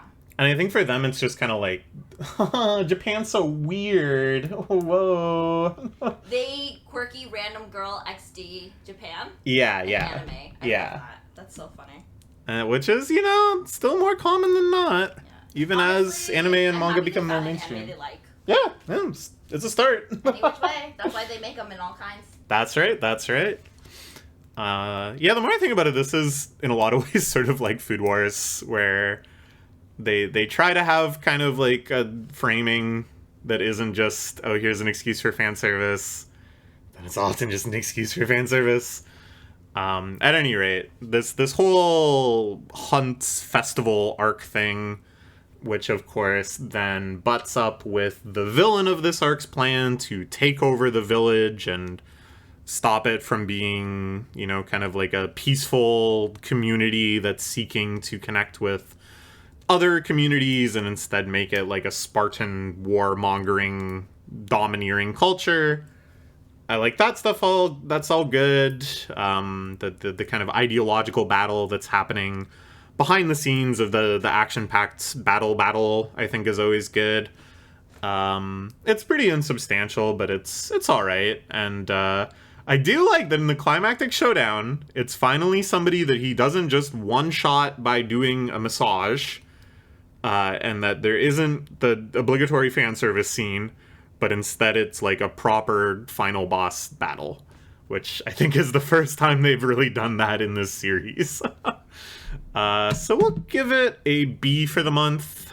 Pretty solid. I still wish it was a little more original or a little more substantial, but it's made big strides. Like, the beginning of this series was so feeble.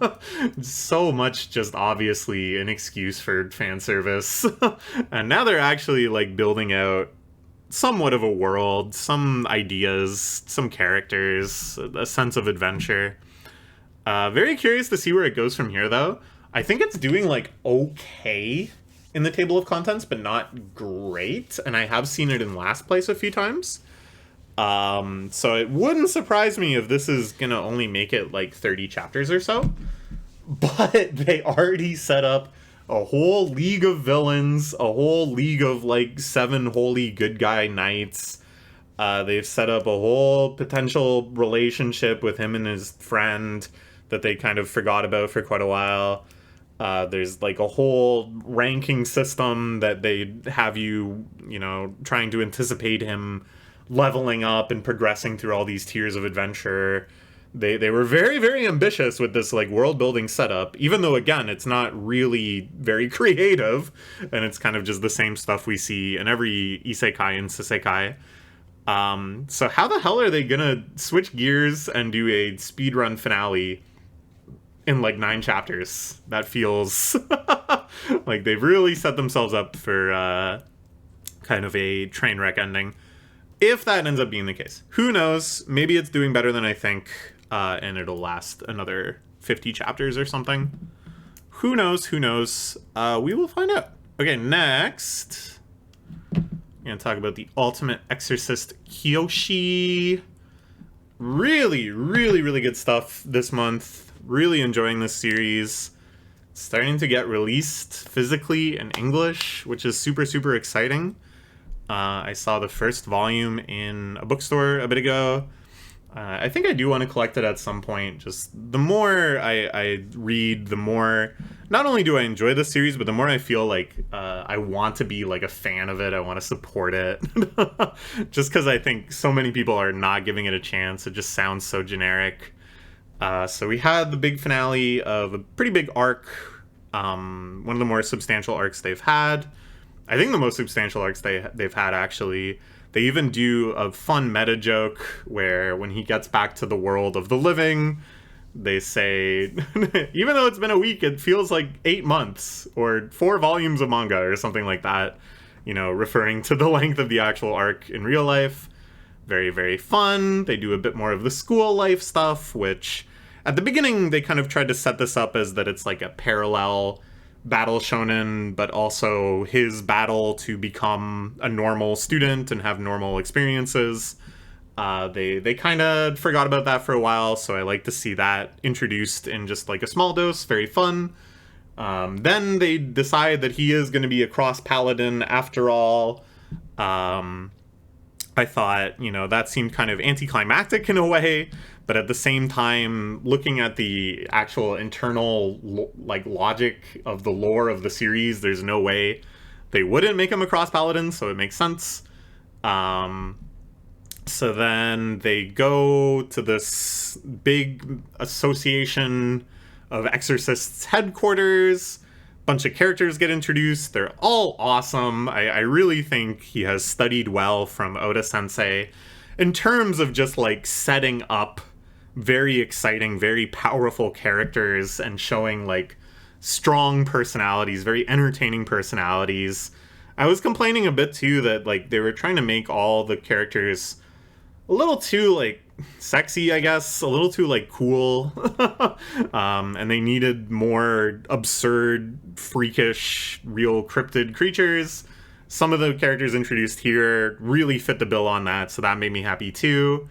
And then we got the showdown between Kiyoshi and the current #1 exorcist, Utsugi, who's the older brother of Ice guy. Name is not written down in my notes. I can't remember. That I thought was really, really good. As I had hoped and predicted, they really make good use of this idea that Kiyoshi had to team up with demons in the previous arc, and that a lot of exorcists are like not cool with that. That's not okay.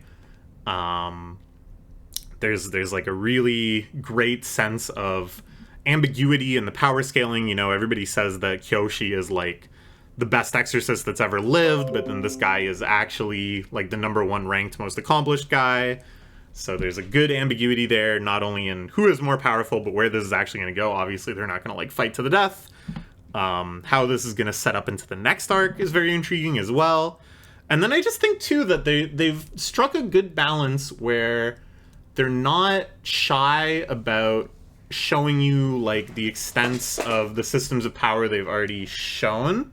Like, okay, we know there's like different ranks of exorcist. Let's see the top rank guy. Like, don't screw us around. Show us. We want to see. But then there's still kind of like unfathomable other systems of power. Like what are angels? Where's God in this? Is there an ultimate demon lord that stands above the demon lords that we've seen so far? Who is the third demon lord? You know, like they're striking a good balance between showing us some stuff, hinting at other stuff, keeping other stuff completely in the dark, which I think is the sign of like a good long-running series. Really, really good stuff as we close in on chapter 100. I hope he follows Oda's tradition and makes chapter 100 a banger. We'll give it an S- for the month. And now it's almost time for Anime Club. I'm gonna watch anime. Ooh. Yeah. Ooh. My friends canceled plans on me. Oh shit. Yeah. No more beach? They're going to Harborfront instead of the beach. And now I'm like, do I go Harborfront? Because that's also really easy from here. Yeah, I don't know. Harborfront is fun. Okay, anyways, see you in a while. Alright, now let's talk about Akane-banashi. I am back. It is several days later. But, we already talked about Ichi the Witch. Yeah. Okay, I remember what we're doing. We're talking about Akane-banashi. It was another great month for the series. I am really, really enjoying this God of Death duel. At first, I was a little surprised by this being the conceit of a fairly major arc, just given that I think a big part of the appeal of this series is that you get to hear all sorts of different Rakugo stories, and this, for the first time, was repeating a story, and not just repeating it once, but having multiple different characters, interpretations, all form different building blocks of Akane's presentation and then Kaisei's dual presentation. Like, it was just a whole lot of the same story, but I think it's been interesting. I think it's a very good one to pick, because it can be interpreted in so many different ways. It can be a comedy, it can be a tragedy, it can be a horror story. Akane busting out her best performance to date for sure was already jaw-dropping, already awe-inspiring, one of the high water marks for the series for me. And then I wondered, were they still going to have Kaisei succeed her and outperform her even? At once I kind of felt like, you know, that was the best we've ever seen Akane do. And she should be definitely rewarded for this major step forward in her art.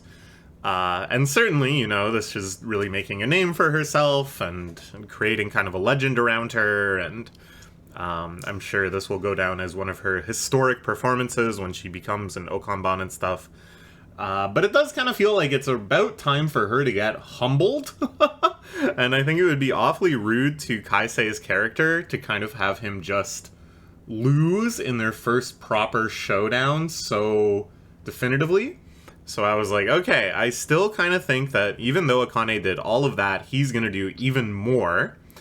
So we learn more of his backstory, you know, growing up in poverty with a single mother and having to kind of perform and mask even as a kid to assure his mother, and then given this miraculous opportunity, the interest and tutelage of Isho, and using that to kind of manifest an extremely personal retelling of the God of Death story, which makes the significant change of being about the typical protagonist's son, and sort of reframing all of these structural story elements so that the character lines up better with his own experiences. That Isho is sort of like the god of death that teaches him this amazing technique of Rakugo, which is, in a sense, kind of mastery over someone's life. Of course, just in the very limited space of the performance, but in the same way that the protagonist of the God of Death story can just cure people with a spell, the Rakugo performer also puts people under a spell. It kind of ties into this semi-mystical quality of the art form. And then, you know, the same kind of feeling of, like, will he use or misuse that power? Will he be able to fulfill the opportunity given to him by this power, or will he be overcome by it? Really, really, really cool stuff, and I am so impressed that only after 200 chapters have they played the card of, like, tragic backstory manifest in performance. Like, we've definitely seen backstory manifest in performance before. We've definitely had performances that reflect what's going on in the character's life and stuff. But here, Kaisei's, like, art of the personal, drawing upon the emotional space of his tragic backstory, and then relaying that as, like, sympathy to the reader, really had not been done anywhere near to this extent. And I really appreciate that, because in so many other, like, competition-based series, like, I was rereading chunks of Shoha Shoten recently, and it's like every fucking character has a tragic backstory so that you watch them perform and you're like, oh my god, they're doing it for their sick grandma or whatever. And it's tedious. It gets very tedious. And it's just kind of cheap, I think, as a way to make you care more about the character and care more about the performance. It reminds me of, like, reality competition shows, too. They're always going, like, and who are you here competing for on, like, Survivor? My brother has cancer, and he and I watch Survivor. I don't know, maybe it's not as bad as I think, but from what I remember in reality TV, they try to play that. They lay it on pretty thick, and it really gets so tiresome. Whereas here, it's like, this is, within Rakugo, almost like a forbidden technique. That, you know, Isho is always saying, all I care about is the art. Perhaps the closest example to this is in, like, the very, very first chapter, where Akane's dad is almost playing to the pity of the audience, telling this very heart-wrenching story, while the audience knows the context of him being in his Shinuichi exam and having this sort of sympathy for him and wanting to, like, root for him. And Isho just, like, stamps that shit down and is like, no, that is not a part of Rakugo. The personal life of the performer does not come into play here. This should not be pity applause, you know? So for Kaisei to, like, wield this as a weapon and infuse it into his performance, I think feels as transgressive to the overall structure of the series as it does to the audience that's witnessing this and going, oh my god, this is such a personal Rakugo, this is such a confessional Rakugo. It feels weird, it feels unarming, it feels, you know, almost scary. Really, really, really, really, really powerful stuff. Really good stuff. I love the description of, like, the sword of this personal style of Rakugo. Really, you are holding it at your own throat. You are, in a sense, sacrificing your life to make this story more powerful. It's so good, dude. It's really, really amazing. I love all the stuff about his name, too. The butterfly that flies across the ocean, the forerunner of all flowers. Again, just sort of manifesting this very, like, competition shonen style breakdown of the character, where you see him in context of being, like, a high-level first boss character. Or not really a first boss, but, like, the first rival, you know? This is, like, a benchmark character. This is somebody that in other sports shonen series is like, oh my god, I've finally stepped up to be able to tackle the next rank of enemies or whatever. And then it's like, isn't that actually very tragic to be kind of like, okay, well, once you're better than Kaisei, then you can say you're, like, a pro or whatever, to just be seen as this, like, milestone or whatever. And his own anxiety about that, even though, you know, he's not thinking in terms of, oh, I'm a character in a manga, but because he's been situated as this comparison point to Akane, the protagonist, who's obviously going to end up flying way past him and succeeding far beyond him. It's tragic, the way he tries to kind of, like, hold his ego together in the face of that. Man, really, really, really good stuff. His performance itself is a lot more mysterious than the other God of Death performances. All of the other ones were very centered around the manifestation of the God of Death itself. That's kind of our main comparison point between the different stories, is how does that character appear? How does it act? And here, his has remained still unseen. It's very, very focused on the protagonist. He doesn't even give you, like, a glimpse of it. You're so focalized within the mind of the protagonist. Which makes sense, you know, because the protagonist in this situation, like, is him. Whereas Akane was almost relating more to the God of Death character in some ways. But I don't know if at the end we will get a glimpse of the God of Death manifest as Isho, or manifest as just the concept of Rakugo or something, or in some crazy twist also a manifest of himself, like he is bestowing upon himself this power, but then having a hard time reckoning with the responsibility that entails. I don't know. There's still a lot of directions it can go. And again, it's like, I assume this is all building to him kind of outperforming Akane and being declared the winner, but that's still kind of up in the air too. And then after all of that, we still have Master Isho's performance itself. I really, really hope that this is not, like, truncated or skipped over, or, you know, we just go to Akane reacting and not actually see it happening real time, because they've really teased for quite a while the greatest of his generation, you know, the most powerful Rakugo performer in the entire world of the series. And yet we've only seen him perform once, and it was when he was a little kid, when he was like 14 or whatever. It feels like the perfect opportunity at this whole performance where most people are there to see him. So I'm looking forward to that. I'm hoping that's still to come as we finish off the Ishoka arc.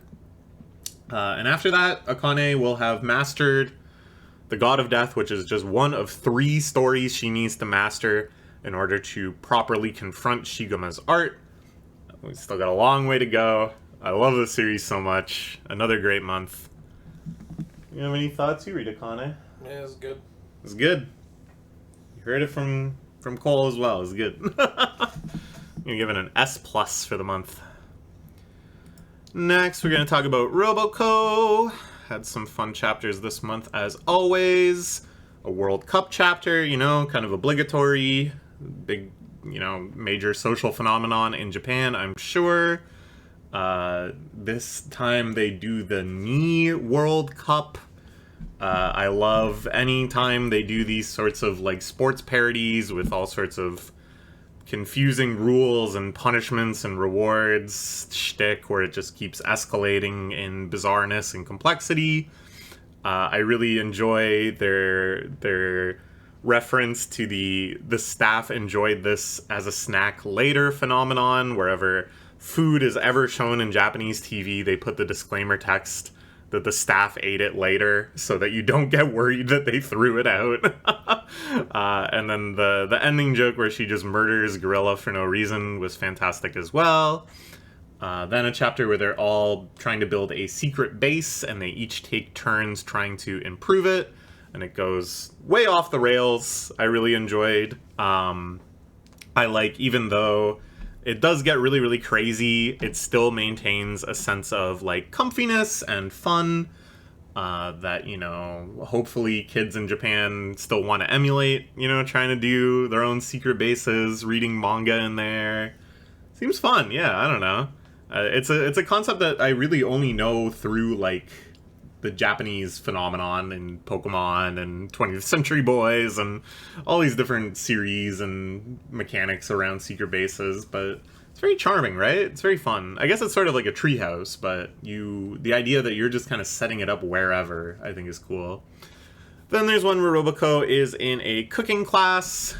She feels threatened and intimidated by the alpha mom of the class, who is just a direct port of the character Life Bearer from Toriko.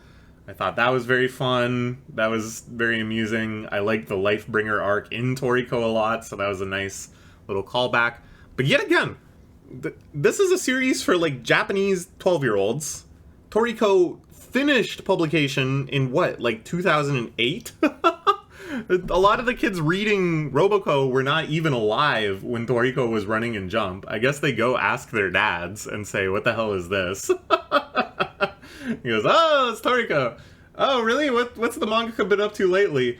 Well, anyways, very fun. And then a really crazy chapter where Akane, her relationship with Gorilla becomes the focal point again. One of the rare instances of, like, continuation and continuity in this manga is that now they are canonically dating. So she goes over to have a date, but, like, Bondo is there, and the whole house is just really surreal and nightmarish, and odd things keep happening, and it seems like a train wreck, but ultimately she's like, oh, well, I had a fun time anyways. It's fun. I kept waiting for it to be, like, a reveal that it's a dream or something, that this is her, like, anxiety dream, and then when she really goes over, it's more normal. But no, which is even funnier. Also, no Roboco at all in this chapter, which I thought was interesting. I don't know how many times that's happened, but she does not show up. Maybe the next chapter will be what was Roboco up to during that day. But yeah, good stuff. We'll give it an A+ for the month. As it almost always does, gets an A+. I love Roboco. Next, let's talk about Drawn to the Fire, this little basketball manga that hopefully can. I think it's pretty sweet. I think there's a lot of potential here. They had their first full kind of game mini arc. Now we shift gears back into the comrade gathering mode, very typical in sports series. I kind of prefer it to the mode where it's like all of the major characters are already on the team, and then you're kind of just overloaded trying to develop all of those characters simultaneously. I think it's more fun if you go around recruiting and stuff. That's the eye shield method. Here we have a little recruitment arc of a guy that the main character knew from his past, so kind of drawing upon, again, his backstory, which I think is quite an interesting part of the series. This idea that he was thought of as a bad player, but he was just making plays that his teammates couldn't keep up with. Pretty neat. Really trying to manifest this middle school rivalry. I like this idea that they can't really be honest with one another, so they resort to just, like, trash talking and being inflammatory. And the other character is like, whoa, calm down, like, don't we want to get along with this guy? And he's like, this is gonna work, it's gonna achieve what I want it to. And there's no way that he would respond to, like, a sincere conversation. I thought that was interesting. I liked that the other main character has kind of a complex of him having this guy from his past. That's kind of fun too. Then they have their little showdown. Oh, if you can beat me, I'll join the team, blah, blah, blah. Of course he does. Of course he joins the team. And it's all fine. I just think it lacks a bit of punchiness or a bit of memorability, just because all the characters are still a little too generic. Like, again, I'm always comparing sports series to Eye Shield, which is a high bar, but you look at the equivalent arc in Eye Shield, which is them trying to get Manta to join. And Manta is just, like, way more entertaining of a character. Manta is, like, a true cryptid, where he is just, like, so bizarre and so stupid and so funny and has such, like, superpowers in very spiky aspects of the game that makes him interesting. He has, like, a dynamic with all of the other major characters immediately.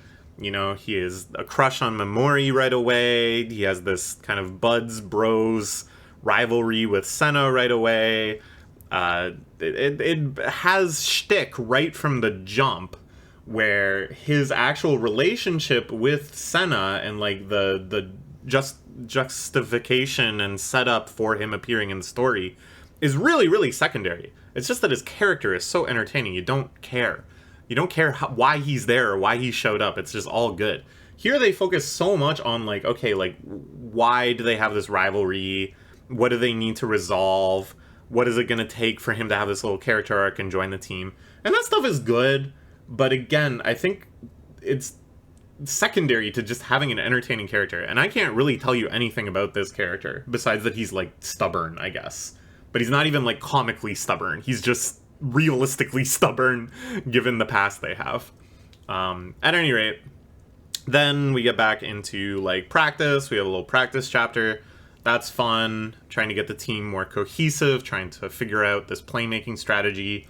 I like that they're getting really into the nitty-gritty of basketball tactics. That's very fun.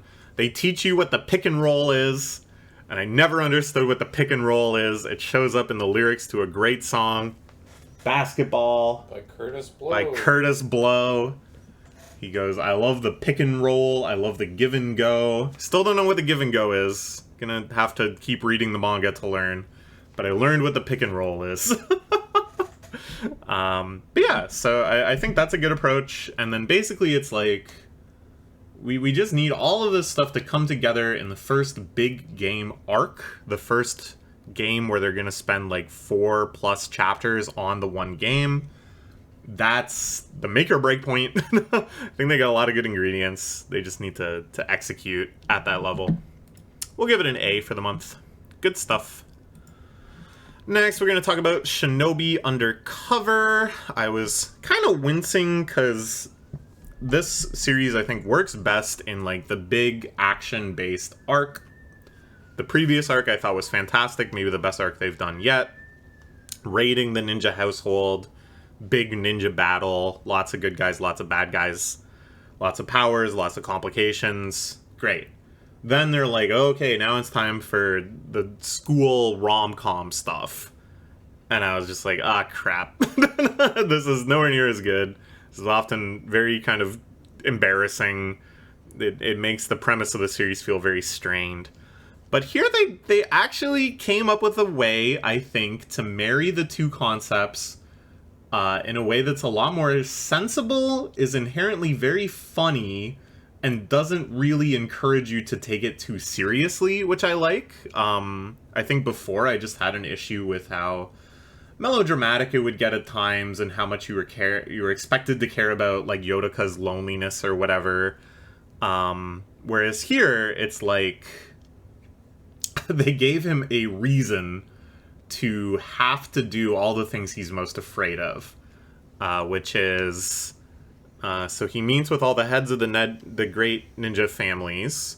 You know, world building, table sitting. Here are some other characters that might be relevant later. I thought they were okay. Some of them looked kind of cool. Some of them had some good shtick, but nothing super memorable or super amazing. Very ambitious to introduce all these characters and stuff. We still haven't even seen the full scope of like the villains that were introduced probably 20, 30 chapters ago. But I think the series is doing pretty well, so they might be able to pull it off.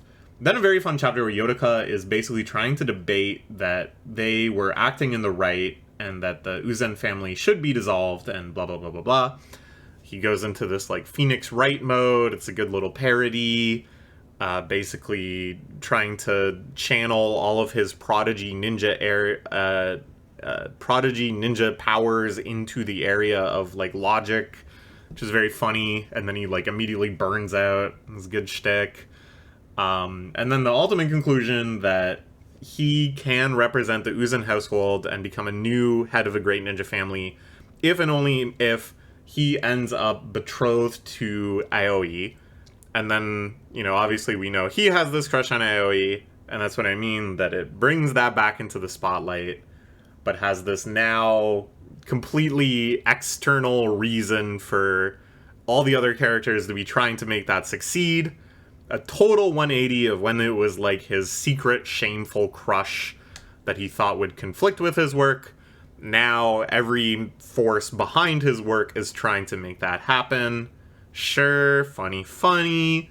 And then of course they have their school cultural festival, the perfect setting for stuff like this. Who will take who to the dance, blah blah blah. And I like this too because Aoi as a character finally gets to like do stuff and have a personality and have shtick of her own. And it's like pretty funny. And it's, again, not the most mind-blowing, unique, or creative characterization I've ever seen, but it's something. She's not just like a plot device. She actually gets to do stuff. So yeah, it is getting an A- for the month.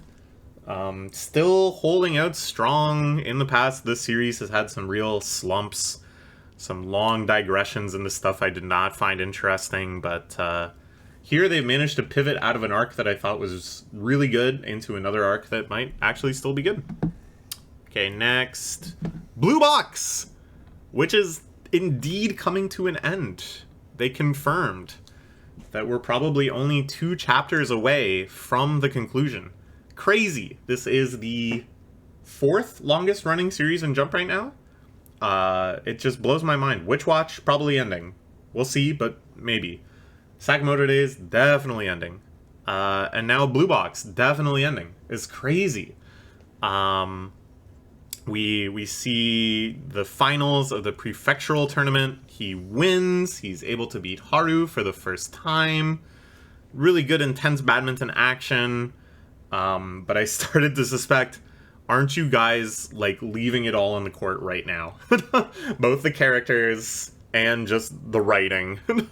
Is there anything left to show at Nationals? Could there possibly be another arc for Taiki to go through at Nationals? It felt very similar to, like, Chinatsu Senpai's journey to Nationals as well, where all of the stuff that mattered was kind of, like, preliminary, and then once she actually got to the game she lost, it was like, okay, well, who cares? She's already had, like, self-actualization. She's already satisfied. Everybody's already really happy. Blah, blah, blah, blah, blah. And I was like, I bet the same thing's going to happen here. They're not even going to show Nationals. And they did. They skipped it. They fully skipped Nationals. Which, like, is a little disappointing. Because I love the badminton action. I love, like, this as a sports manga. The story of him getting better and better. I was excited to see new characters that are, like, badminton rivals. Oh, this is the best kid from this prefecture and stuff, and here's the dynamic of how you guys play, and blah, blah, blah. And really kind of, like, zoom in on the sports series aspect. Just have some pure sports action, I think would have gone crazy. But alas. So we skip Nationals. It turns out he gets like 4th or something. Whatever. Good run. And then we shift gears into very, very romance-focused, very, very sentimental. Another Chinatsu birthday chapter. They spend it at the beach. Very cute, very fun. Here in my notes, I say, I think it's going to end at chapter 250. I was right. I actually called it. Good job, me. So yeah, more sentimental beach stuff. He gives her a ring as a birthday present, and he's like, look, this ain't some heavy proposal type thing, but, you know, but I do want to spend my life with you. And she says something similar. And then they have a sex scene, which was nuts. They went about as explicit a sex scene as you can possibly show and Jump. Crazy. So, yeah, I don't know. There's, like, not much left to do, I guess. All of the side characters have had full, complete resolutions, and the sports stuff is done, and I assume we're gonna have, like, your typical time skip ending, because it's like he's gonna try to play in university after graduation, she's gonna go overseas to learn about basketball, so I assume it'll, like, time skip to when they're reunited again or something. That'll be nice. I don't know.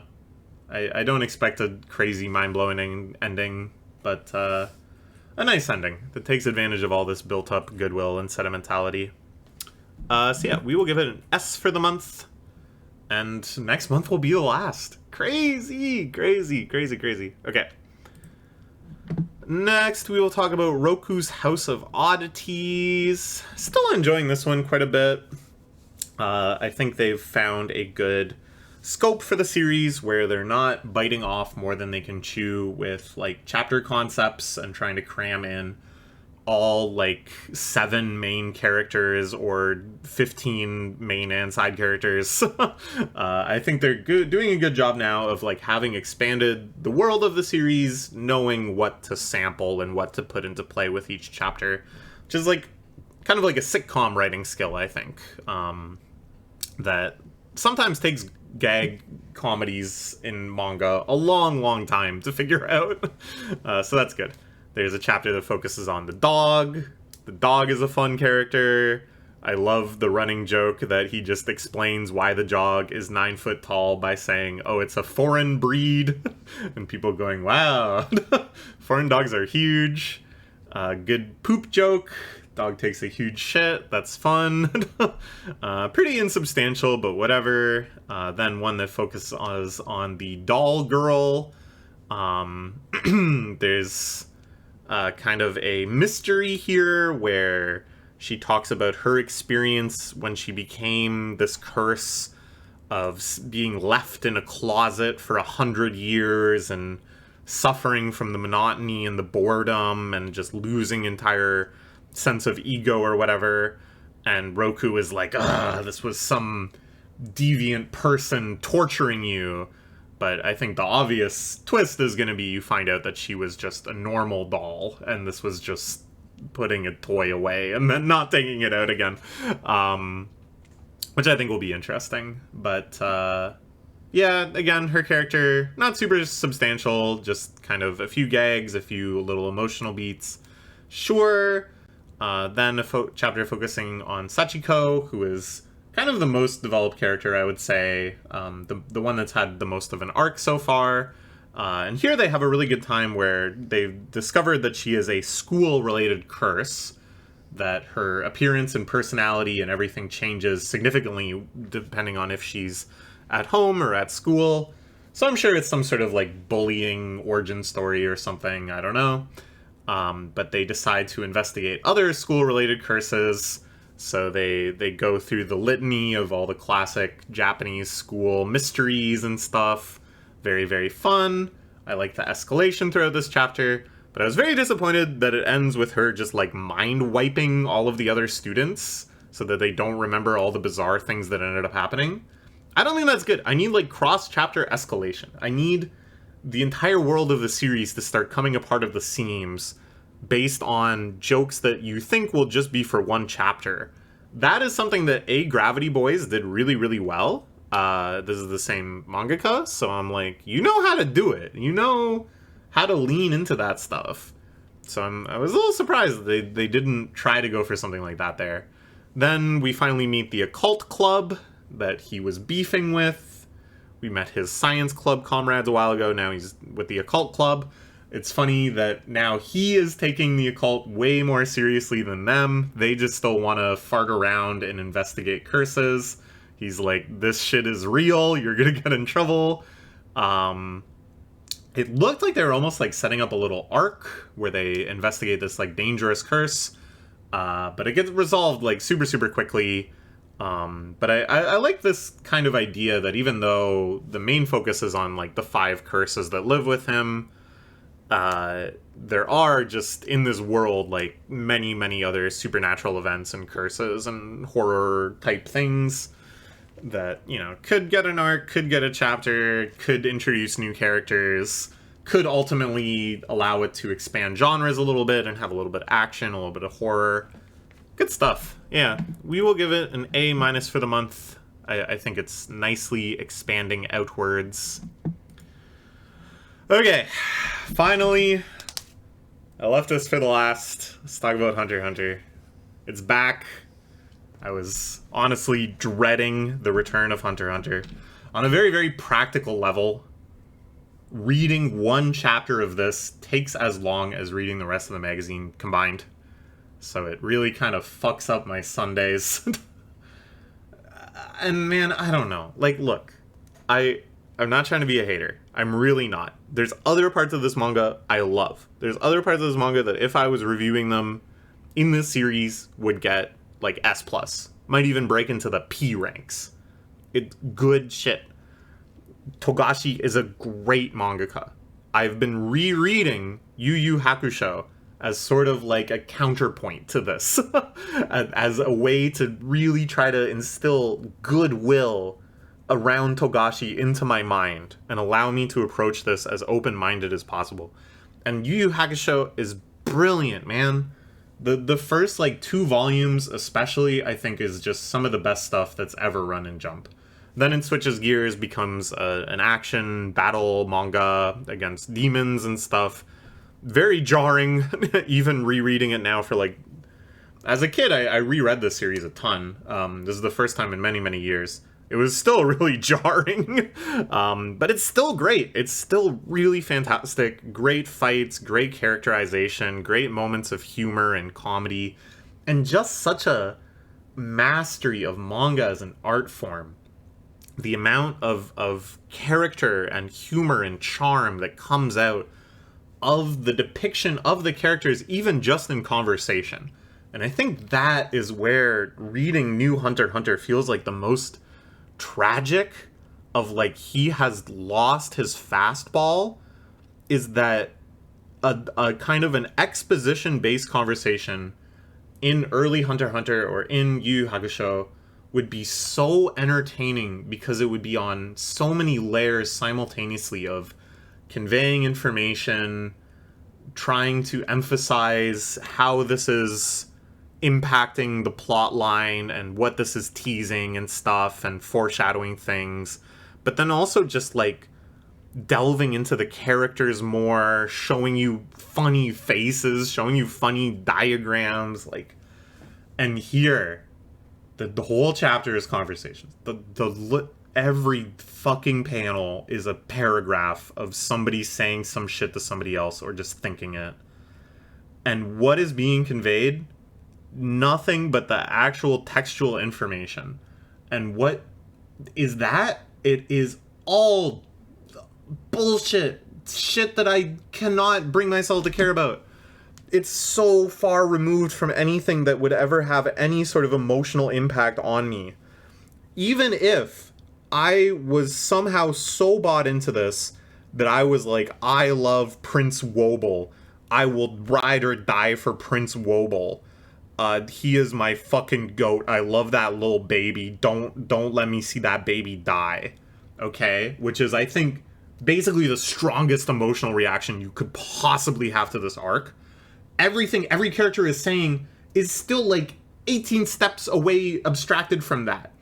I'm reading conversations that are like, well, if my guard learns Nen, then he will be able to more strongly fight the other guard who is in only the intro to Nen course, whereas my guard is in the beginner to Nen course, and that will give me leverage on this other prince who has scorned the usage of Nen, but I don't know what his Nen power bestowed by the succession game is, so I need to use my Nen power of on Tuesdays when it's a new moon, if I drink a shot of brandy and say the name of someone backwards for 15 minutes, I can understand what they are saying even though I'm not in the room. It's like, it's driving me insane. It's driving me so insane. And it's just endlessly like this.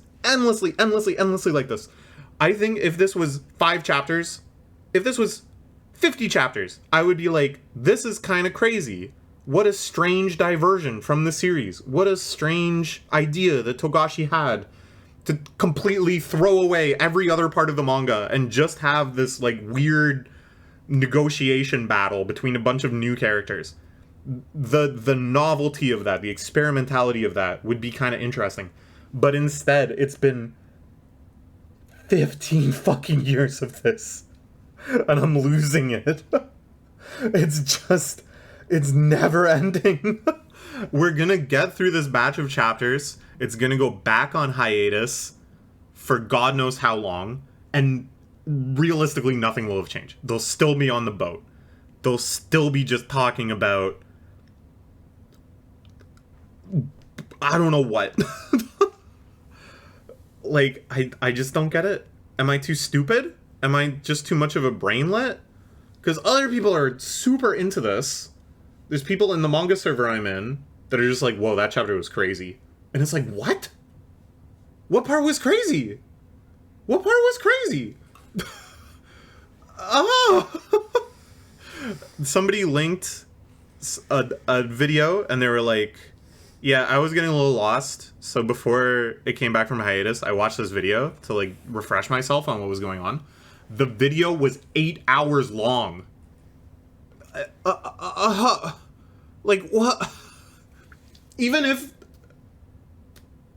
Like, how good could it possibly be that it's like, I need to watch an 8-hour video just to understand the importance of this next chapter? Like, can that be true for anything? Can that be true for fucking Finnegan's Wake? Can that be true for the fucking Phoenix, the greatest manga of all time? Like, could anything justify that level of just memorization? I saw other people saying they have a spreadsheet where they write down all of the characters' names and make notes about all of them and have like a grid of character relations. And it's like, is it cool that this series is so complicated that such a thing could be created? Like, maybe? But I don't know, you try to map out like the character relationships of Gravity's Rainbow or Infinite Jest or something, it gets really, really complicated. But guess what? That's a series about a magical videotape that is so entertaining that you watch it until you die, and competitive tennis. I'm losing it. I'm fucking losing it. And AA and halfway homes and drug addiction and like real mind-blowing, powerful stuff that scrapes at the heart of the human experience. Gravity's Rainbow is about a mysterious artifact that was smuggled into a rocket ship that is linked to a baby, that when the baby grows up, every time he has sex, it's either because he knows a rocket is coming or it summons a rocket there. And it's also about drug smuggling and rocket engineering and sex and violence and opium-induced quests to go see holy relics. It's about interesting things. Whereas this is about who will be the next king of a kingdom that wasn't introduced until this arc, and I can't imagine will matter later. And there's 13 potential princes. It's just, I don't understand. I just don't understand why anyone would like this. Please, like, someone tell me. I want to enjoy it. I want to. I really want to, and I can't. There's a few things I liked. I liked the title page. Title page looked cool. And I liked the scene of the guard going undercover because there was no text on that page. And he used the art form of manga to tell a story by incorporating visuals, paneling, and page layout. And that was great. And then the rest of the chapter, there would be no difference if it was just text. No difference. Alright, we'll give it a C. It probably should be lower. I don't know. It's not nothing. There's stuff here. It's just not interesting. There's nothing interesting here. Okay. That's it. We got through it. Are you asleep? No, you're awake. I thought you fell asleep. A little bit? Soothed by my ranting about Hunter x Hunter? You got so loud it turned into white noise. Alright. Let's look at the tier list from last month. Oh, it's clipped a little bit, but that's where Alien Headbutt was. And then this month, we have a new introduction to the S ranks, the Animal Signal. Very, very exciting. I hope it lasts a long, long time. A new introduction to the C ranks with Hunter x Hunter. Old reintroduction. Jump is in an interesting place right now. Bleach might be coming back, which is insane. Hunter x Hunter is back. Everything super old is new again. And everything that's regular old is ending, maybe. Witch Watch might be on its way out. Sakamoto Days may be on its way out. Blue Box definitely on its way out. Imminently. Things are gonna shake up quite a bit, and I am excited to share it all with you. See you in a month. Bye-bye.